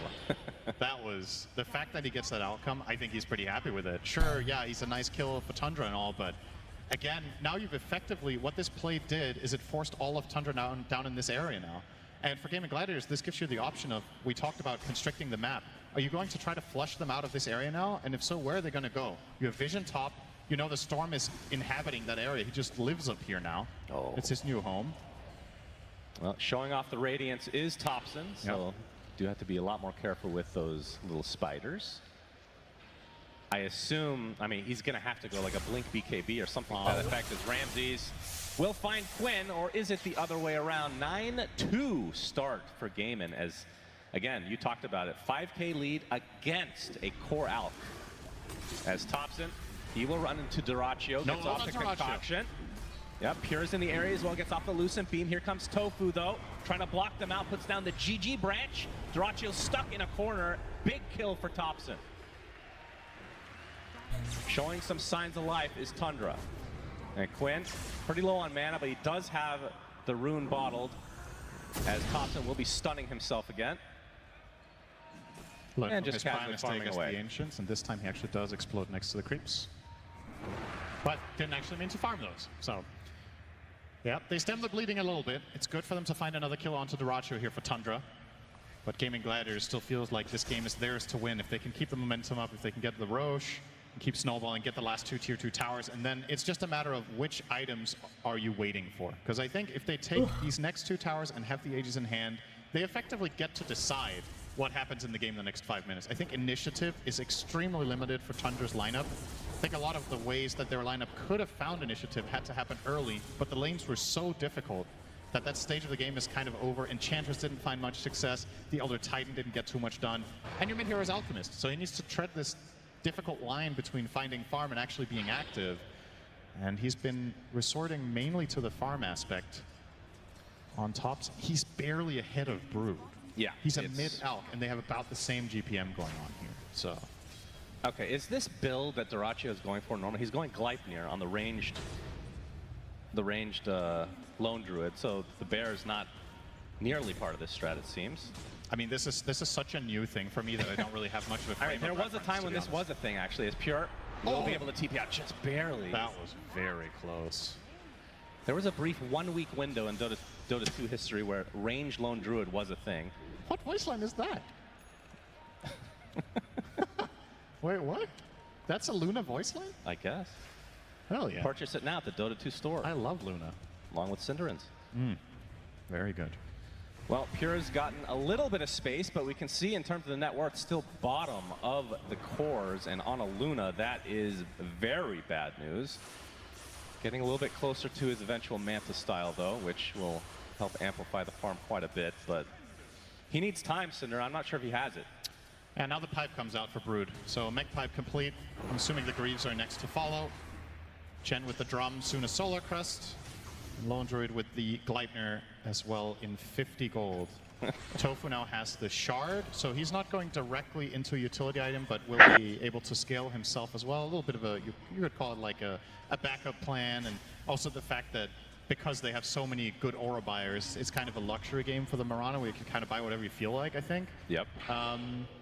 So we'll see what he puts this gold to use for. Well, you say that today, it almost bit Snake King in the ass, getting a Satanic on the Mirana instead of some more helpful items. There might have been a better item in that game. But they won. It worked, technically, yes. The champions always get to write history. No one will remember that he bought the wrong item because they won the game. And everybody would have criticized him if they lost. So that's how it goes. All right, I believe it's time for Big Stone Man to meet half the population of the world of Dota. Yes, one that's, go. That's quite the zoo This is they've quite got the here. home invasion here. All of them. This is like 50 units on Roche. He's spotted, so he will likely just be the trade for Roche here. And the Aegis will be taken by Quinn, as we've talked about many a time, one of the best Aegis carrying heroes in the game. Nothing's changed on that front. And Aegis, yeah. Some TPs here, but Pure will be able to get away. And Manta still not quite finished yet. But he's not that far behind Quinn, if you look at the core net worths right now, so things are evening out a bit. In fact, you can see the lead has gone down to 2K, so yeah, that's the Alchemist effect. Would you believe the win expectancy for this game is 50-50? Is it really? Yeah. Really? Wow. I mean, so the thing is here, we've talked Gaming Gladiators up in what position they are in the game, and I still feel like you have the feeling that it's impending, right? That they have this insane push coming. But the thing about a strategy like this is if you trip up once, if they have one failed push, their lineup could extremely quickly run out of steam against the lineup of Tundras. Oh, and they find action. Quinn. Quinn's really low. The echo not quite enough. He zips away just in time. How cool is Celery to not Hand of God there? He probably just forgot. Good luck, Quinn. I mean, he did have Aegis, so would have been the worst thing in the world, but Saksa, he's going to be found and eventually will be brought down as well. In the meantime, we have Duracio's bear. He's like, what does this bear even have on it? It's just branches, for God's sake. But they're going to come with some backup. It's Pure in the backline to be able to take out Duracio in tow. Quinn, he gets the kill. Ace actually gets the kill on Topson. And the Aegis still remains online for Quinn.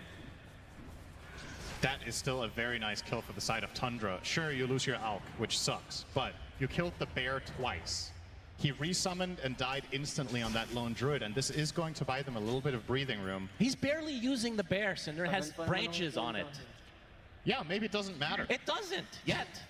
Maybe when he moves the items to the bear, it will matter. So you're saying he should have gone stats. That's the old lone druid pup build from Dota 1 when people did not want to micro. Not because it was actually good, but because people were lazy and didn't know what to do. I don't know if I would agree with that here. Currently. So for those that don't know, we talked briefly about it. The 3-slot lone druid, essentially you're getting 80% bonus stats for any of the items in those 3 slots. So for Gleipnir, if he keeps it on the hero, it's more damage, more attack speed, more int, more HP. Now, initially reading that, it's like, okay, you just put a bunch of bracers on them and you put everything on the bear, as always. But seeing a bit of a difference here. We'll see if he pivots, though. He could always pivot, of course. Yeah, very interesting, though. I'm very curious to see what the idea is here and with the build, especially if the original idea fails. Like, how does this build change if you lose the mid game on this hero? I mean, generally, you don't really pick Lone Druid as a late game solution of any sort, but, you know, some games just go that way, and you have to deal with it. Ramses will Crimson Guard the tower, and they will glyph it as well, buying some nice time here, and the siege creep will actually be taken out. And now Topson with the Manta will be harder to push into. Just maybe Tundra have managed to buy themselves enough space. I still think it's difficult, but with a Manta on Alk, I'm starting to believe more and more in their ability to just stall out as long as possible while Pure farms up a Storm. He's level 16 on the Luna, by the way. Really? Higher level than anyone on Gaming Gladiators. Wow. The highest level on their side is the Storm with 15.5. So Pure, despite dying 3 times in lane, he's 1 in 3. He's still a highest level hero. And what a beast. And now the Tormentor will get ganked pretty hardcore. Look away, children. Who gets the shard? White oh, God.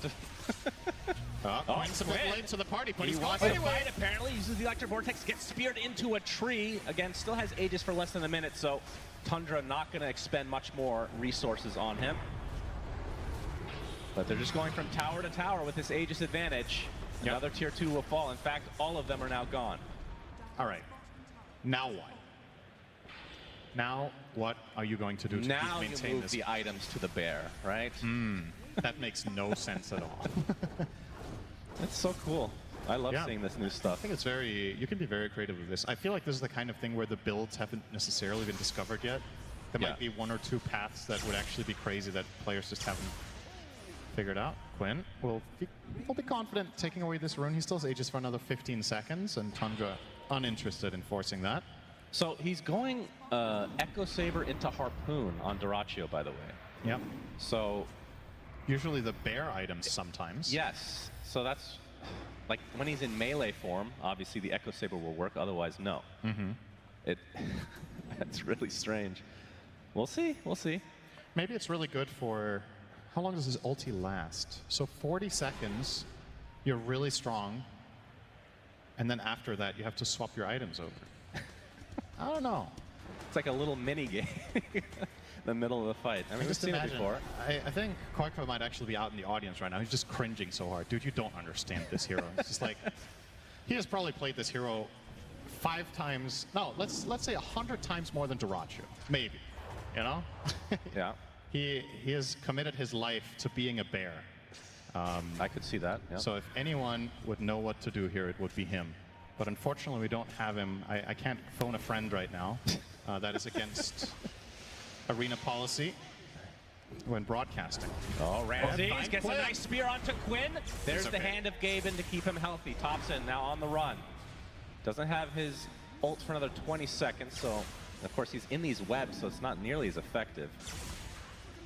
as Quinn will use most of his mana, in fact, just to zip away to the other side. So neither side really looking for a full fight yet. And Pure showing himself level 17, has the Manta, Dragonlance, and what's next? Looks like he'll actually finish the Hurricane Pike. Yeah, I think he wants a way to reliably disengage from the bear. Oh, Gleipnir initiation. Speaking of. Into the arrow, Soxa's dead. Yeah. Good start here for Gaimin. That was their smoke pop, though. They still have Quinn smoked, but the rest are now visible, so I think Soxa might have just taken that one for the team. And once again, let's keep in mind that the name of the game here for Tundra is not winning fights, it's staying alive.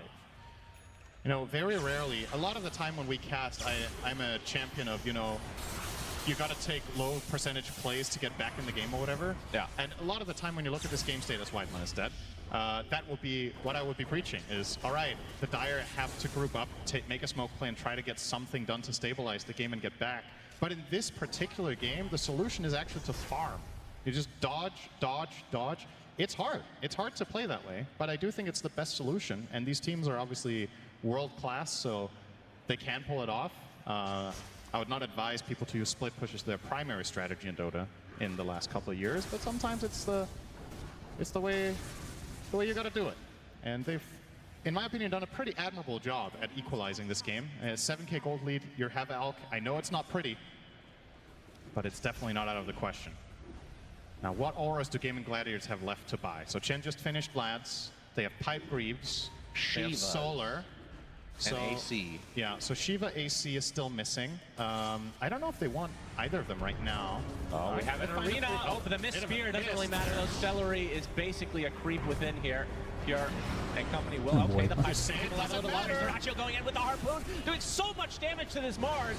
Ramsey's just abandoned by his team as Topson will concoct and attempt to run. He might be stunning himself, but the arrow is upon Soxa again. We've seen it time and time again in this game. As now Gaimin Gladiators on the footsteps here of the base from Tundra. And I was talking about how for Gaimin's side, if they mess up a push, Tundra can, this is the type of game they can solve, but you got to look at the other side of the coin that's too. A lot of damage onto Quinn. He better be careful. That does not have the Aegis here. We're still defending us only 3 for now, so this is a pretty good sign for Tundra. If these 3 can hold the tower on their own with just the threat of a potential buyback, that is very good news for them. Pure. Gets initiated on Ornate. HP's in a lot of trouble. Tries to force that away, but he is dead for a full minute. And now you have to worry about the zoo from Gaimin Gladiators. They just did the hard part of this defense, and then they walked outside. Wait, he just got buyback. He just got buyback on Pure. He does not want to have to spend this here. No, it absolutely is really, not. But really expensive. They're going to lose a lot here. Crimson will delay just a bit. They'll have another fortification refreshed here. After the melee racks goes down, they likely will have to give up this set, though, surely. Another harpoon initiation. Soxa dead again. Yeah, you don't really expect to be harpooned by the ranged lone druid, do you? It's not really...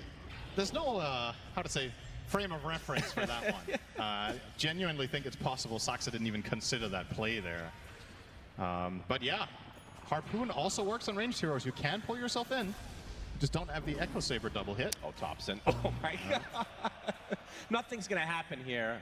But that was funny, let's be real. Pinging a ward that isn't quite where he thinks it is, so they might not even find this one with a D ward. As a matter of fact, 3 really good aggressive wards right now from the side of Gaimin. One at the top, one in the center, and one in between is going to be very difficult for Tundra to clean up the whole mess. In the meantime, I have to accept that we're going to have to be contesting with a Roshan's Banner in a second Aegis here, because this fight, I think it is impossible for them to make it here even remotely in time. With everything Gaimin has, this is a very quick claim. And Tundra might just turn tail and run here. I think without information, this play is just so low percentage. They might be better off. Pure's actually sticking around. They can see that somebody's taking some lotuses, and they must be punished for their transgressions. Eclipse used on the tofu. That's a BKB. How? Quinn pops his BKB. Everybody's golden on Gaimin Gladiator's side as Pure's taking a breath of the damage. Actually, inside the arena, getting really low. Finally, the Luna drops is at the cost of the Brood, though. And remember, Aegis still there for Quinn. They just picked it up. Topson now attempting to pursue. Gets feared away. Ramsey's with a nice rebuke to end Tofu finally. as Soxa dies for the 100th time this game, as Dyrachyo continuing to just right-click away with this Oh, Echo Paul nila yung Saber. GG dito. Ramsey's the last remaining member of Tundra, about to fall. Full team wipe for Gaming Gladiators. And Quinn is beyond godlike, 10-0 and 9. I feel like we have not had many games this tournament where Storm Spirit is #1 net worth. But he makes it look so damn easy with this lineup and with how strong Gaming Gladiators are when they couple up. Just everything has been going right, more or less. That's the thing here, is that I guess if this game does end up being just a complete blowout now at this point, the thing Tundra can take with them to next game is, I don't think Gaming could have done much better. So, you know, if you make a couple of adjustments in your strategy, perhaps you can solve it, but it's not over yet. 17,000 is a lot, and they still do have the Aegis. But you saw in that fight how low the heroes actually got on the side of Gaming. They almost made it through them. They got through the Brood, and they had multiple heroes in like 10%. It was not far off. Yeah, we can watch the replay here. But this opener is just ridiculous. The fact that he has BKB. He had a big Lotus I can't get over BKB that. leap. God, Dota is hilarious now. It really is. But the arena from Mars was insane there. Thompson finding an opening onto Dyrachyo, picked up a Scotty, so he is mega tanky. Gets feared away of his own arena as well. Pure Good with arrow. the Eclipse, trying to take it of his Dyrachyo with his bear. He's finally going to be brought to an end. Quinn, Aegis still online. Will not try to waste it here and back away. Little bit of a slip up there. It's just one core, but every core death is a minute of farm, and it is progression. This Luna will reach a point of critical mass that will become a problem for the Radiant lineup. I don't think they can feel completely safe just yet. Butterfly is within reach. We're looking at about 2,000 gold for Pure before he completes that one. And on the Alchemist, the AC, similar story, maybe 2.5. So those two items, that evasion, that Pang-bait armor, yung is going to bounties. negate a ton of what Lone Druid is bringing to the table. God is going to find some friends. That is so sad. They baited the bounties. Don't see that very often at 31 minutes in the game, but yeah, Gaming Gladiators definitely in the driver's seat. They'll still have plenty of time in this Aegis to try to push yet another lane once Dyrachyo's back into the fray. So he doesn't have boots. His mobility is Harpoon. All his trash items that he had on his hero previously are on the bear. Yep. So the bear is the recycling bin, in other words. Yep. Very cool build, I have to say. The second-hand bear here. Yeah. Just passing it down to the next generation. It's very beautiful. Although it is a little bit savage that he just has his bear run out in front of him. It's maybe a little bit uncalled for. Anyway, high ground attempt potentially. So on the cards here. in ranged form, he has almost 5,000 health, by the way, in ranged form. Yeah, this is That ridiculous. is absurd. That is actually God, that is insane. Oh, they might be catching Ramses here. Quinn gets Lucent Beam. Electric Vortex is there. He's taking a lot of damage from Sox on the other side, though. Ramses finally uses his arena and dies shortly after. And Quinn continuing on with that BKB. Thompson, concoction onto 2 BKB targets because everybody has that item on Gaming Gladiator side. 2 dead for Tundra. And just like that, we're in a 5 versus 3, not including Aegis. Tundra were just and not their ready. buildings will melt. Uh-oh, another kill. Yeah, opening up onto Soxa again. No buybacks Having on a anyone. really rough game. Still 2 cores of life for Tundra, but surely they cannot defend this. This is minimum megas if that's what they want. They could even just full-on push for tier 4s. Yeah, they will try. That massive siege damage from Dyrachyo's bear with the branches still in his inventory. Patay si Luna dito, GG They're na. going to try to go on top of the Luna. Pure dead again. Chen Does AC. have all right. And Thompson, last remaining member for the time being, inside of his fountain. Just trying to kite them. Dyrachyo's bear tickling him as so GG is called. Gaimin absolutely manhandle Tundra in game number 1. And just a little detail toward the end of that. First of all, I didn't see if the bear had solar flare. We talked about that. I forgot to check it. You were right. Forgot. Yep. Good. The Lone Druid himself had 500 damage per hit in ranged form with these 3 items on him and all the auras that they had. There That was is a completely lot of overwhelming. drama going on, and there's Just a an lot of overwhelming ball that weirdness Gaimin to brought to the talk table about. here, and Tundra, I they feel have like to change things up for game 2. Absolutely. Let's see what the panel and Jenkins have to say about Lone Druid. And even just hearing Well, I the can name definitely Linkin ask the Park panel and is like time Jenkins travel just to my exactly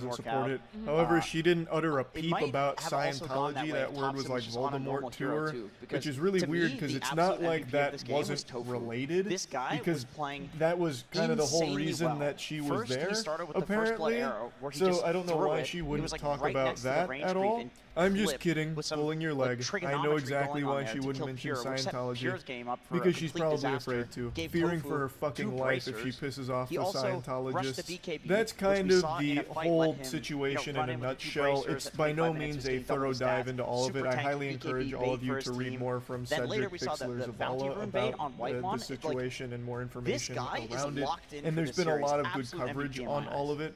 I just Yeah, kind I of wanted like to the give you like the evolution bare of bones Tofu as well. breakdown Like, of I it, used to and I see also him kind of pretty much want to build give you my Aura's own, like, perspective on when Linkin Hoodwink was Park buying Glyph, moving I saw him forward with a still new building singer, mech on that even if hero it wasn't a while Emily ago. Armstrong. Now he's just like, you know, we got I plenty of really auras. do Chen has think all of it them, is Brood got all the fine auras. for I'm just gonna be Linkin the Park carry now. to Ends up going for continue BKB, as a but band. I Daedalus know a lot of next. people have said Made a they good should have like transition. changed I their feel name or like something. his growth has been I nice to disagree. see. I don't think there's And yeah, anything I wrong wanted with to carrying spotlight on this the here. legacy This is one of the of big problems of the Linkin game Park here. Ace as a Brood, group. typically whenever I he think does that is a pick it, totally it becomes a understandable problem thing 14 to minutes do, of the game especially here. if they all The still have difference in passion net for worth the is project. astronomical And I think here. everyone, Same with the including items as knows, well. you And can this is never where you kind of want a mid replace laner who Chester can just be like, Bennington. all right, And I think Brood's a problem. them Let's go ahead and hiring rotate, kill this Emily Brood, Armstrong to crack do open that Pinata, is but they them were just couldn't understanding because that this it's an Alchemist was impossible farming task to Ancients while replace Luna a was just getting talent tracked down in the like that, secondary a jungle. soul like that.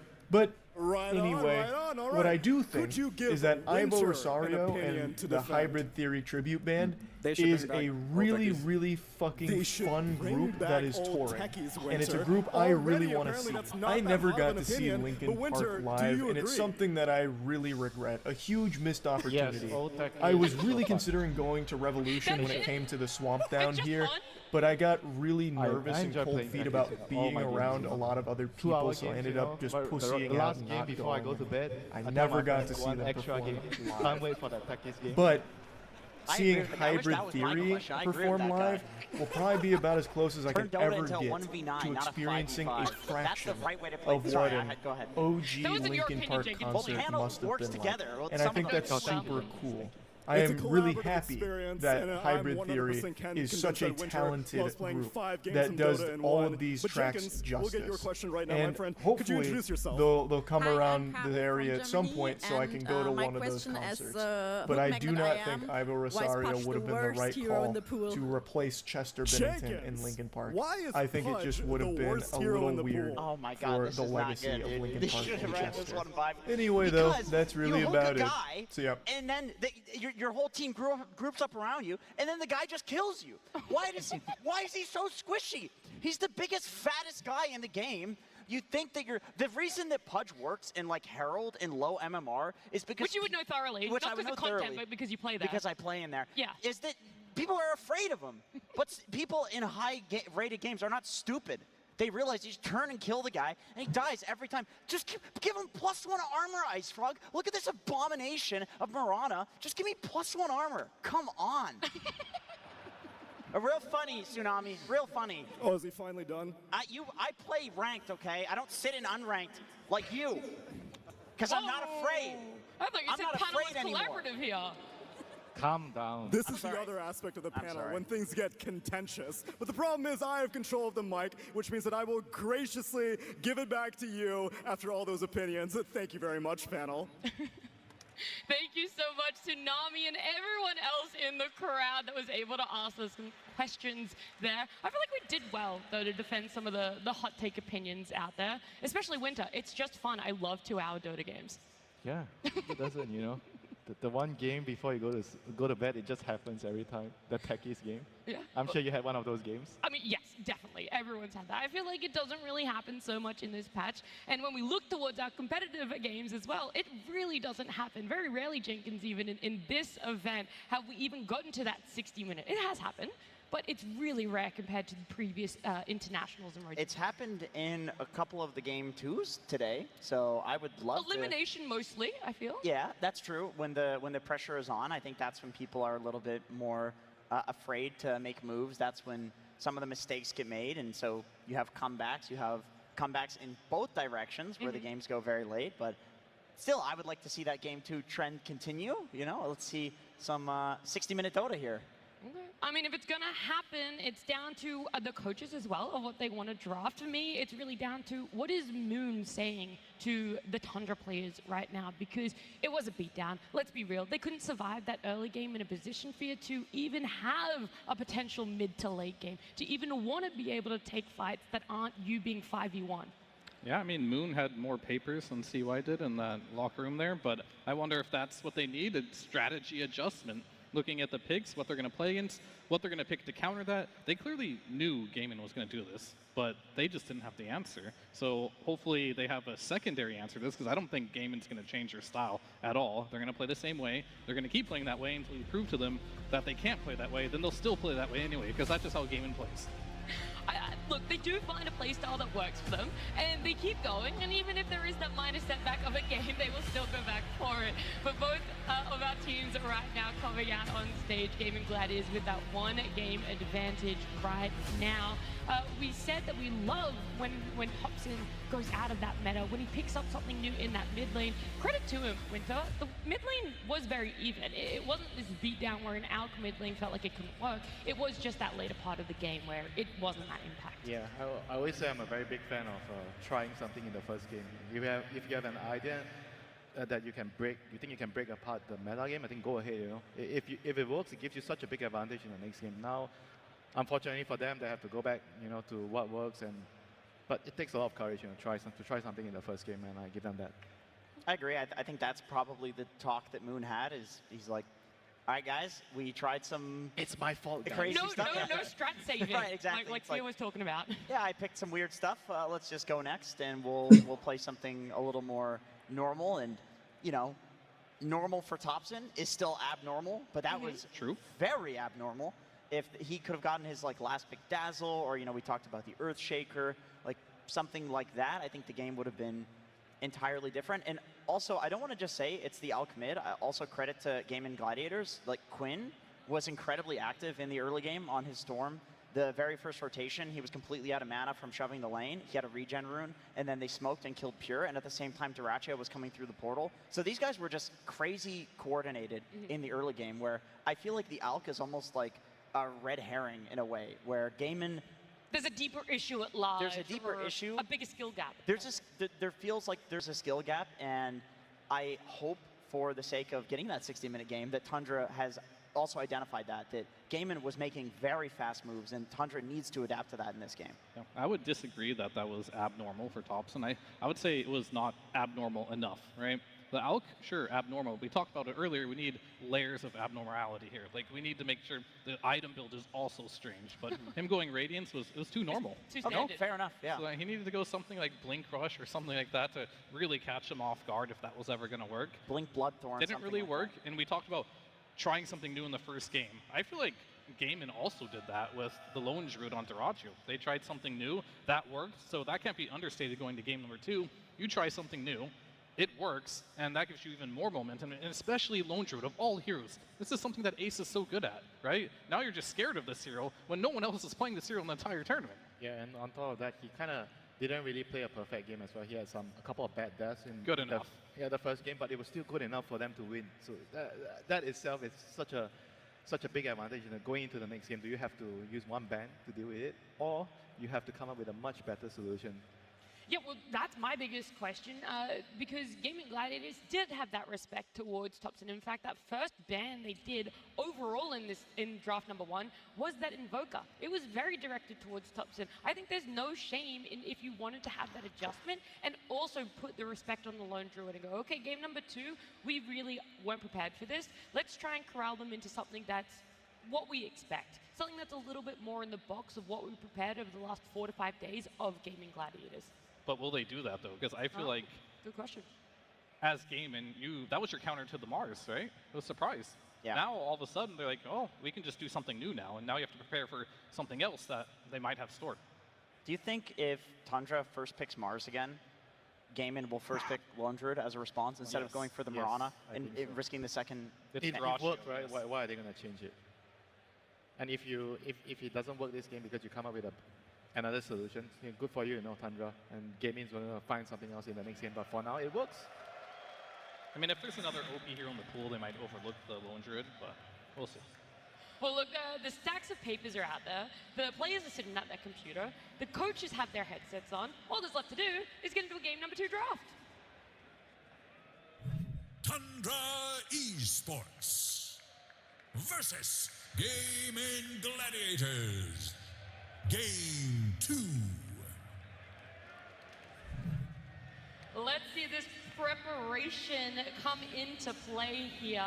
We already talked about it. Moon had the fattest stacks of papers, but wasn't the right preparation. That Lone Druid caught them off guard. Maybe there is a little bit more that they're prepared for. Maybe there's not going to be that second phase of gotcha. Who knows? Maybe he was on the wrong page. So we'll have He's to see for going to this flick game. a couple more through. Yeah, I mean, there's an argument, like, sometimes when you're over-prepared, it can be a little difficult as opposed to, like, having a style and knowing exactly what you want to pick. And I feel like Gaimin, they probably don't need many papers for them to draft because they all, like, have an identity. So this time, backs against the wall for Tundra here. It is upper bracket, so even if they do lose, they will go into the lower. But I think they definitely want that top 3 finish here going into this game number 2 here. But they have to make adjustments, and they have to be pretty big adjustments because that game 1 had to be a little bit shaken. Okay, they're going to take Mars. Oh, they're not. SD. Okay. Interesting. Yeah, they decided to ban the hero that was good against Mars, but they still opted for a different opening. Ace will not play the Mars, so they don't need to worry about banning it whatsoever. In fact, they were just kind of like waiting to see. Maybe they can still get Mars in their lineup. Yeah, that's actually true. So they can get an OP support plus Mars. I mean, do you really think, though? I feel like Gaimin is probably going to ban it here, unless they've come up with a couple of solutions like that. But for some reason, I doubt that they have one that's as good as the Lone Druid, because that looked like something special. Yeah. I'd say ban it, too. I think that makes a lot of sense. Just take it out, You take the Sand King, you ban the Mars, we talked about before. Ramses, he loves playing these Blink Initiators. Sand King Mars are the best ones right now in the patch. So you remove both of them, you force them into something else. It's not that he can't play it, it's just definitely a weaker style of Tundra. And there's still a Centaur if they are going to go down that route. Centaur kind of is still a very, very good hero right now with the triple bracer blade mill. Kunkka as well. I like the Kunkka with SD. You have a pretty easy torrent boat setup, and also a lot of delaying damage in team fights, which is very nice, especially versus the Sand King. Yeah, I don't know if I've seen Ramses play Centaur at all, but he's not played it. He does like Slardar, he does like Dragonite. All those are still in the pool. Maybe he wants a little more information, and maybe that last Night Stalker has to be a perfect game for him. Yeah, I do think with SD, the Centaur looks very promising, for sure. And also Sand King, you know, he does have Burrow Strike, that's a stun. But if you can Centaur ulti and run away from the epicenter, that's Gago, very may impactful in nagsiset up these team ng fights. flashlight Yeah, dyan, ah. great to disengage this hero. Centaur is also very good disseminate target in a team fight. Yep, so much HP when you have 5 bracers. Look, a little food for thought after seeing the second phase of Van. The Chen is the priority for Tundra to take out of the pool, but the other position 5s or supports in general that have been really favored are Omni Knight, still in there. Snapfire, we just saw on our screen earlier as well, Nakita niyo yung also ano, really favored. And Tusk, yung- which was banned out in that yung game meme kay number 1. Doom. So it's not like these two teams want to Yung ignore it. They're very mildly, ano. aware. It's at the forefront of Minor their mind. inconvenience. Maybe your question Oh. is that what you want to pick up for yourself, Tangina. either of the Walang sides? mute eh. Gaiman, are you okay to Baba let ng those win through? rate ni Doom eh. I mean, Tusk looks really good, and I think the moment you pick Shadow Eh, ganun Demon, din. you no longer want Omni on your team, and the other team doesn't want Omni Ah. either. Ganun. So, like, we probably won't see Omni in this game. And we're going to get an Enigma. This is a hero that it could flex, supposedly. We've seen it before, it didn't look super good, but maybe Gaiman has something cooking with this one. It can be an offlaner. Yeah, this is interesting. But just looking at Sand King already, with an Enigma, this just has so many questions for me on like what they plan on doing. And they will be answered with the next 2 picks. Isn't it just like a Chen Siyempre, mid na yung replacement in a Sand way? King. That's kind of what I was thinking. Look at all Yes the, and no. look at all the bans from Tundra. Every single one of these heroes is a summons hero, and yet Gaiman was still able to come out of the phase picking a summons hero. This is got to be such a frustrating team to draft against. You're like, I'm just going to ban all the summons, and then they're still going to run a 5-man summons draft anyway. Yeah, they're just trying to replicate the tempo of the game. It doesn't matter what role the hero is going to, but for now, I'm leaning more towards the Enigma going to be a 5. They've played it before, they've been successful with it. But they haven't played it this What was I time. gonna That's say? what I'm Not yet. curious Do you about. know? Because they have Okay, other I'm ways gonna ask of you something. Okay. replicating playing fast, right? And then IO is definitely one of those heroes that want to go back to IO Lesh, stuff like that. So this is a very conscious choice. What? Yeah, after we saw last game, too, What? first time Lone Druid on Dyrachyo, this will be first time Enigma on whoever plays it. Yeah. Clearly Gaiman is prepared for this and they have a strategy. It's hard to I think it's explain in words. More than likely a Quinn Sand King mid with Enigma offlane. I understood. And then they see what the Tundra offlane is right now, so they can pick a 5 that's excellent against it. The Kunkka plus SD. I like the idea of an IO pairing. That sounds pretty strong with the Sand King mid to set up. I do wonder if they've lost a little bit of faith in the IO pairing, because that was the one game that they did lose to Nouns in that upper bracket that, you know, they eventually did end up coming back in that series, but it was very exploited. Okay, maybe they go for more like team fight and push and go for like a Jakiro. It would also do very well in the lane against the SD and the Kunkka. I feel like you leave this Enigma mystery. Yeah, and you pick your position 4 here, and you pick your carry. Feels and like now a you settle. 4 elk and what, offlane Enigma. Sand King, probably you guys are right about him going mid. I think Dyrachyo is playing this. Alchemist, that is. I mean, he has a hero pool that he really enjoys. I feel like it's pretty good right now. They need that frontline type of hero. I think most likely this Enigma will be either support or offlane, depending on where they want to put the Sand King. I feel like you just pick a hero right now for Tofu, and everything is still a mystery. And do you like the elk here against the Kunkka lane? Yeah, I think it's totally fine. So for Tofu, you would want a hero that can potentially lane with an Enigma, but then also have the potential of the Enigma going It's 5. difficult. Those two heroes need different things. If you're laning with Enigma, you want a different hero. If Yeah. you're laning with Sand King, you kind of also want a different hero. Okay, well this hero can be a 4 and a 5. I think it's mostly Tofu here, this hero. Yeah, Seller has not played it once this tournament yet. I mean, that's the cool thing about these drafts. We all have a slightly different opinion of like what they might be doing. can't know for sure. Like, it's very open-ended. It could be support Alchemist for all we know, and a mid Snapfire with a position 5 Enigma. Who really knows? Like, the best read I have is that they're going to see one more pick here, and then after that, they're going to decide where this Enigma's going to go. I think Dyrachyo, he has his hero pool. He does like the Alchemist. He's one of the few players that are still playing it, so he'll most likely pick that one up. You see the puck. Now I guess it's up to Quinn to really decide here. Yeah. Does he want to take the Sand King mid? Do they just want to throw it on the off lane, make Enigma 5, and then all of a sudden pick a new hero for the mid lane for Quinn? These are the answers that they'll have to have for this. My pitch, my elevator pitch here would be that I think that with all the summons heroes banned out, the hero that they're going to get tempo through is Enigma. It's one of the few left that they could get tempo through, and I think with items, that's going to give them the tempo. If he's a 5, then they have to pick an offlaner that either wins them late or something like that, but that doesn't seem very in-game in style, or they need to pick an offlaner that also provides tempo, which like all of them are banned out.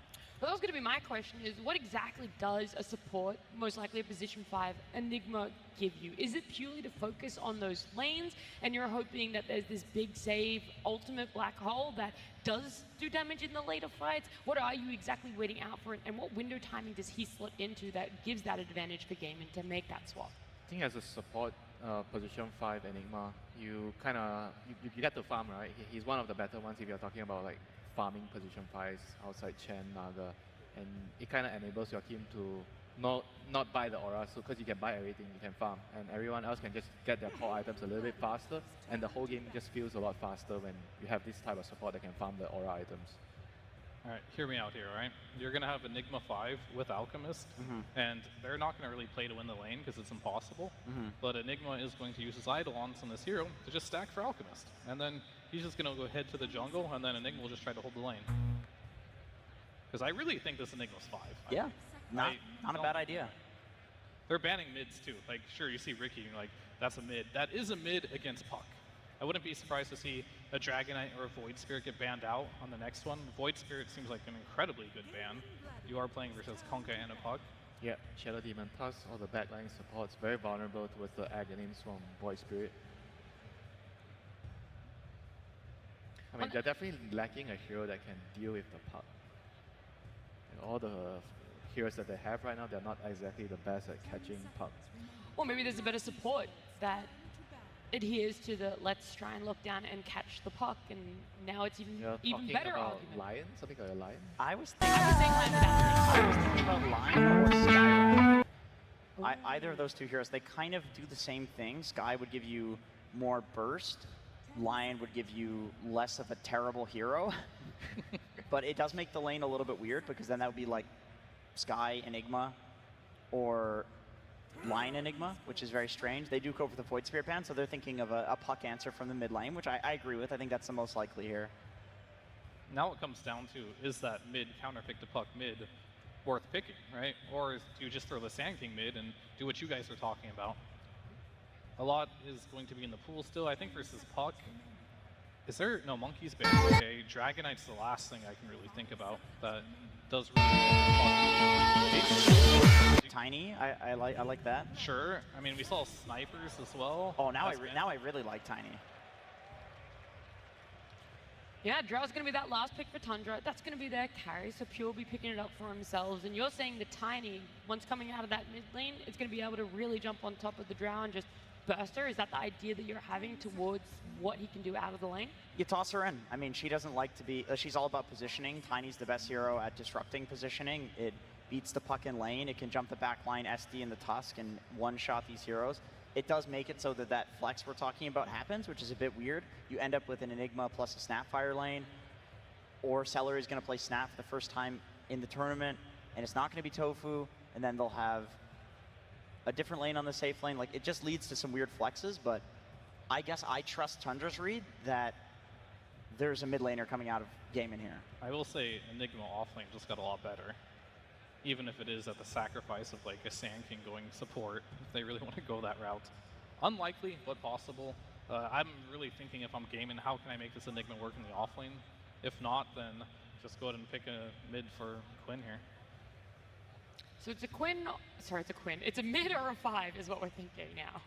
5 or 4, yeah.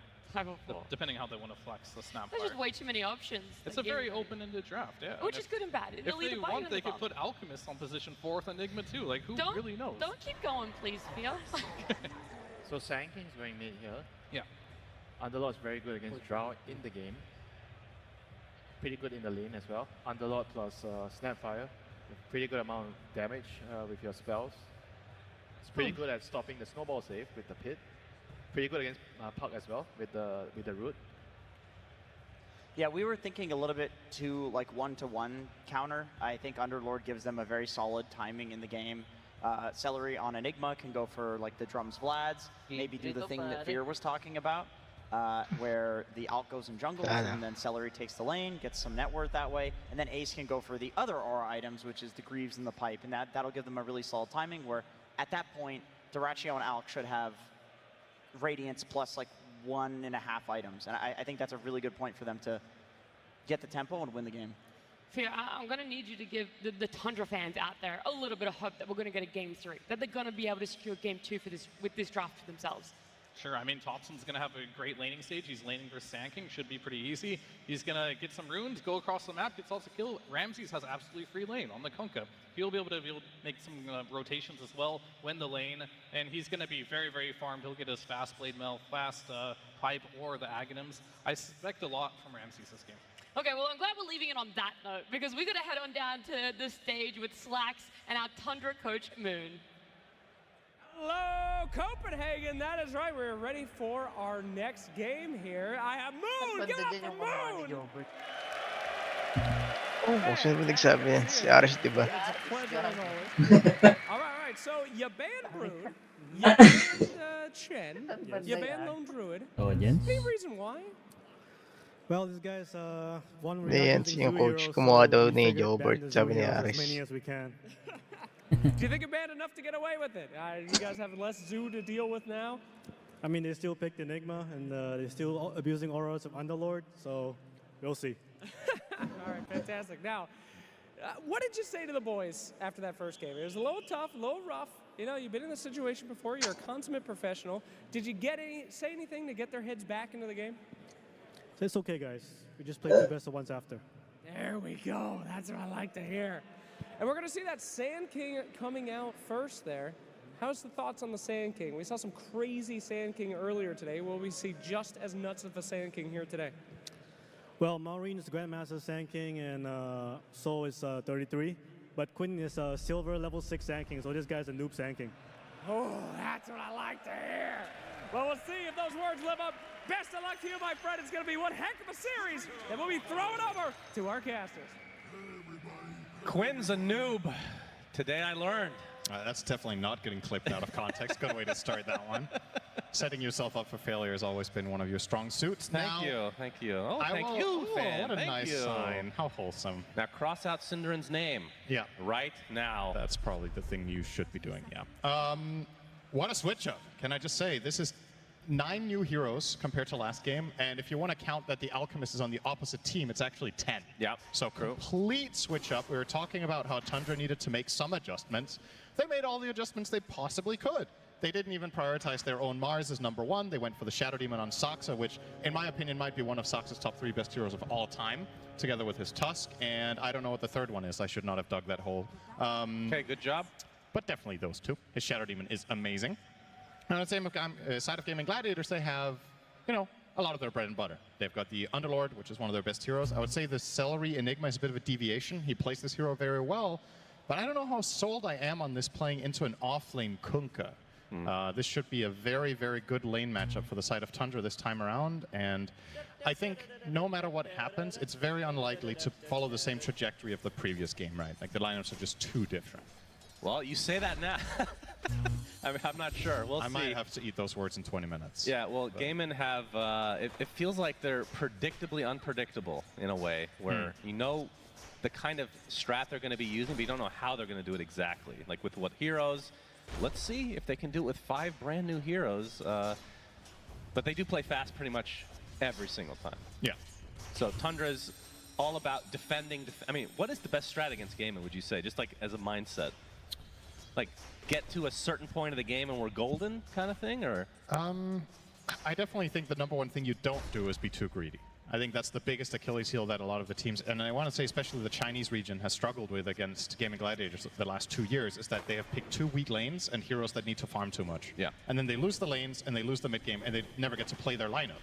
So I think the number one foundation playing against this team is you need to be competitive in lanes. You don't have to win them, but you need to do well enough that you can get to stage 2 of the game, and then you need to out-execute them, in particular, I would say, in one team fight. If you beat these guys in one team fight between minute 15 and 20, a lot of the time that can be enough. We've seen Game and Bleed at this tournament in multiple games where a team just outplays them once or twice and the script kind of falls apart.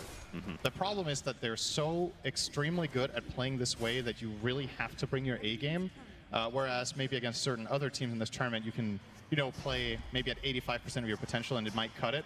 Against Game and you generally need to bring like 95 plus. It's a very tight window you need to hit every game. Well, the winner of this series gets the pleasure of facing off against Team Liquid, which Gaimin versus Liquid would be what, the 100th time this year, I think?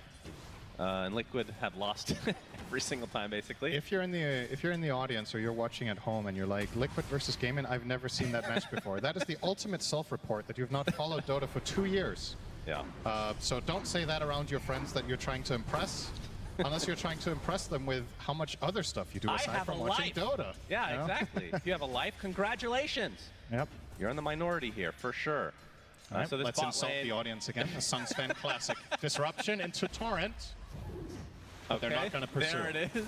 As we have a concoction from Duraccio with the acid spray being laid down for Ramses. Just a little bit of harassment back and forth. Already 2 stacks of Shadow Poison from Soxa, though, onto Celery. And the third will connect. He's going to pop the stick. Blood Grenade applied as well. Not able to get the 4th, though, as Soxa eventually run down. And Celery will take a bit of damage here, but should be able to survive. So first blood for Gaimin again.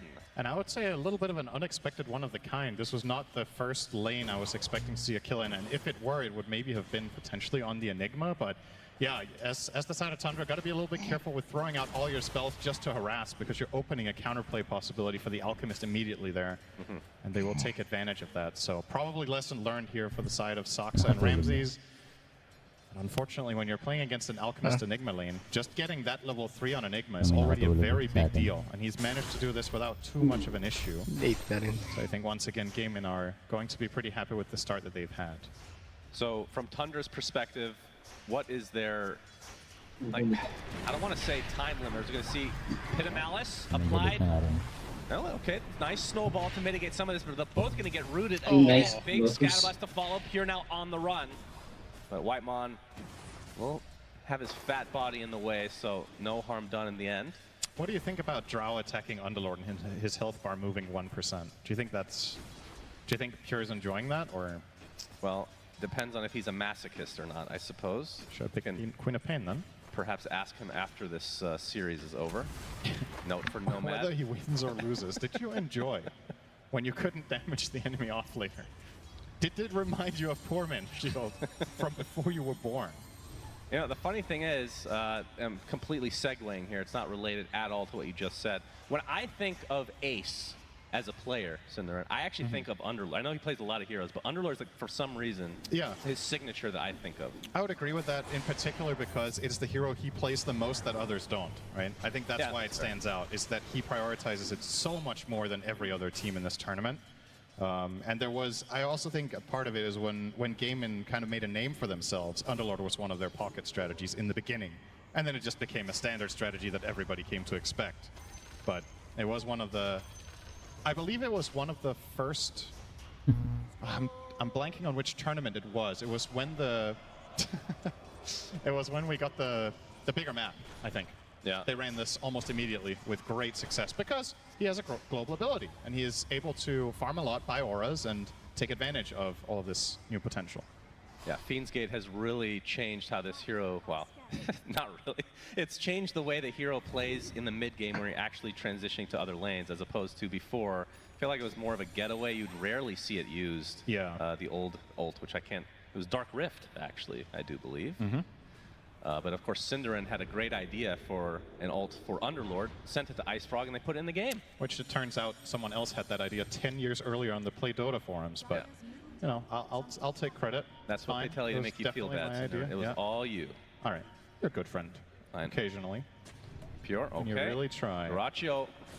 Classic Gonna Dyrachyo get ganks through the gusted, gate. and that's going to be a stun on himself as Pure going to get cooked by Nice Tofu. shards. Shards going to force Whitemon away, and Pure, he's taking a decent amount of damage, but more rotations come from Soxa and company, so this little wraparound from Gaimin not able to find a kill. Really good play from both teams, though, to be honest. I think the rotation from Dyrachyo there was not an obvious play, so that initiation to begin with was quite clever, but Tundra did a very good job line of sighting him, so he's done himself, and then Whitemon with some really crucial ice shards blocking off Enigma from finding Malefice onto Drow, which By would have the been way, a 100% kill. You mentioned this matchup. Ramses is 50-14 versus Dyrachyo's 31-5. Yeah. Wow. I didn't think it would be this bad. That's pretty crazy. Fortunately, Quinn has a haste run, he'll go kill the enemy carry, so Dyrachyo's still far ahead of Pure. And now they're going to dive Whitemon cookied up. He's Gets level the snowball. 5. Yeah. Onto the siege. And he's but he dead. is surrounded and will eventually be killed off. Only question is who will get credit for it. It will be Ace. And now the tier 1 tower is next. Straight back to mid for Quinn. Job well done. He got 2 kills on the bottom lane, and now he's going to get back to defend his tower and farm. Easily top net worth in the game. Maybe Moon inspired him a lot with that great speech. Moon has been known for his speeches. Oh, yeah. And he really lit a fire onto Quinn, saying he's bad at this hero because he's only level 6. Yeah, Quinn definitely heard that through the soundproof. That's a fair point, but sometimes you just feel the vibe. You know, he saw Moon. Okay, he saw Moon walk out onto the stage to be interviewed, and he knew what it was about. He didn't need to hear anything. That's fair. Heard enough of him. Yeah. A nice block off here as Quinn actually cannot get to the low ground. Will Burrow strike Topson though, who waning rifts away. Soxa. Good thing. Rotation over as well. Topson will be able to get away and secure the invisibility rune. And even tried to get that kill with a deep, with the full bore scatterblast, but not quite from Tofu. He had already jaunted away on the puck, so still looking like a good start for Gaimin Gladiators, which is, you know, how it tends to go in a lot of their games. Yeah. But I will say in comparison to the previous game, as I mentioned, the nature of the strategies are very different, and I wonder if Gaimin can still find this balling up window. They're going to be relying on a different nature of building the auras. As the panel talked about, Celery can buy them on Enigma, but I think it's likely he'll get them slower than on Chen. He won't have that global heal, which is an addition to that aura strategy. Instead now of the Brood, they're running the Underlord, which I would say on average farms slower than Brood, so I think it's a bit of a plan B as well. So all in all, probably not going to hit the exact same window, but it could still be the same trajectory just 5 minutes later. And Tundra will do everything in their power to try to avoid that. Currently what Thompson's doing mid is very good for that. That's almost taking the mid-tier tier 1 tower on the puck minute 9. Drinking buddies with the coil attached. Oh, he actually does not break it. He's still in the high ground. The snowball does secure the kill, but Ace has come in with the Pit of Malice now onto Whitemon, who's eventually going to get chased out, so it will likely just be a 1-for-1 trade. Here's your shovel! Dig! As the Firestorm Missed and the efficiency. Necro Book will assist. Yep. In case you don't know what that is, it says that it summons Necronomicon units, and it's on you to Google what that means. That's right. That's information for old players. If you're a young or a new player in Dota 2, certain things are just... So there's a rite of passage in Dota. Exactly. Sometimes you just got to That is a very good way of phrasing it. That so is mid-tier 1 lot of down. stacks. Topson will get the mid-tier 1 tower sub 10 minutes as puck. I want to say that's very, very unusual. So took good advantage of the fact that Quinn was rotating to put some pressure on the tower and just never left. He's kept pushing this tower the whole time. He's still 1,000 gold behind the Sand King, which I find quite surprising. But, you know, it's Sand King. So maybe I shouldn't be surprised that even though you have barely left your lane on the puck. It's Quinn Sand King, as Moon put it, right? As Whitemon. He's going to break this smoke, Tofu and Quinn. Okay, he actually puts down a ward as well. Oh, he walks into them. Yeah, they see him in the trees. Can he juke? Oh, Burrow strike missed. He can. Quinn Sand King, as the great Moon Meander once said 10 minutes ago. You learned this stun on level 10 as Sand King. I don't mean hero level, but of course Dota Plus level. Yeah, Dota Plus. Very unfortunate he was actually level 10. That made the joke really bad. I was going to say, I think Silver is level 10. There's Moon Meander on the bottom right as we have a gank here. Quinn, he's going to get the Burrow strike. correctly used here, as Whitemon will take a tumble. It was just a setup to bait more heroes to rotate and then make the same play again. And Topson, just being a bit of an annoyance, will use the Illusory Orb to jaunt away. So he's going for the Witchblade. You can see Dyrachyo, obviously the Alchemist Radiance, no big surprise. I mean, I guess last game was kind of up in the air what Topson wanted to go for just because it was a mid, but position 1 pretty much always going to be Radiance. Now on the other side, you mentioned the Kunkka. He's top net worth in the game over an Alk who has 70 CS minute 11. So Ramses has got 125, including 2 massive stacks in their own area. So really prioritizing getting an early pipe on him. And it seems to be the mindset here for Tundra. Similar to a previous game, just that in the sense that they want to defend their towers. But I think this time around, Ramses can find a much, much bigger impact with how good of an early start he has. You add the Rum to that from the Ghost Ship. And they have some amazing teamfight combos with the Puck plus Coil. Speaking of Coil, will be used. Topson's already kind of low on HP as the Fiend's Gate's coming. Mortimer's Kisses doing a decent amount of work as Ramsey's going to get stuck inside of the pit. The Burrow Strike will be there as well. He gets Drinking Buddies though. Soxa will self-disrupt. Likely will fall here as the Black Hole comes from Celery. That's the death of Soxa, and Ramsey's probably next on the list. Indeed he is. And they even find Topson on the other side. So Gaming Gladiators, they look at their HP. Like nobody's even damaged here basically. It's a 3 for nothing. You've got to be super careful with fight selection. They have some good skirmishing heroes, but yeah, as you said, the damage isn't really the best just yet. Puck needs the Witchblade. You ideally need a couple more levels on the Shadow Demon and the Tusk to pull this off. And when you're playing offlane utility Kunkka with Pipe first, this hero doesn't deal good damage. That was a 5-on-4. Pure never joined, so they're missing that carry output. To be fair, I don't think he should have joined. I just think they shouldn't have taken that initiation to begin with. And Gaming Gladiators say, thank you very much for going on us. We're going to gate in and just crush you with numbers. That was very, very easy. You got to be careful as Tundra already now. That was a very big mistake. And that snowballs fast. It was a 2K lead for Gaimin before that with Alchemist, so probably roughly even. 6K now after one fight. It snowballs really fast. Yeah. Dyrachyo, Sacred Relic in tow, just about 100 away from finishing full Radiance has now. it. I wonder why maybe he's waiting for the TP scroll as well, I guess. But yeah, that's going to be a 13-minute Radiance. Not the fastest, but it's solid. And overall, the course of the game is fine for Gets them. off the X. The Torrent did not hit, but they should have enough damage. Obviously, Celery without the Black Hole still. It's such a slow kill, though. Still, Yeah, they just don't have work, damage, but- do they? Yeah. I mean, Drow is going to be their damage if Pure can get there. Yeah, there's a reason this hero hasn't been particularly popular this tournament. She's not that great in lane. She's not that fast to come online. And in a meta where a lot of teams are focusing on fighting around that 15 to 20 minute mark to really build their advantage, Drow is just pretty far down the list of heroes that I think is appealing for that. So maybe Tundra. Well, I think I could be wrong, of course. Usually am, in fact. If they get to a later stage of the game, Aghanim Scepter for Drow is crazy against basically any Gaming Gladiators lineup. Right? She is very good. Hypothermia, very strong. For sure. But again, as we've Getting to talked that about in point. the previous series, this is the mistake that a lot of teams make against Gaimin, is that they think too far into the game. Yeah. I think against this team, you should think about what's our strategy for the first 20 minutes, then you drill that, figure out how you do it, and then whatever comes after is second consideration. I think any lineup where you're planning for minute 40 is a mistake. Once the 20-minute goal has been achieved, then you can start planning for minute 40. And well, right now, came in with a 7,000 goal lead, and the dive here. He's spotted.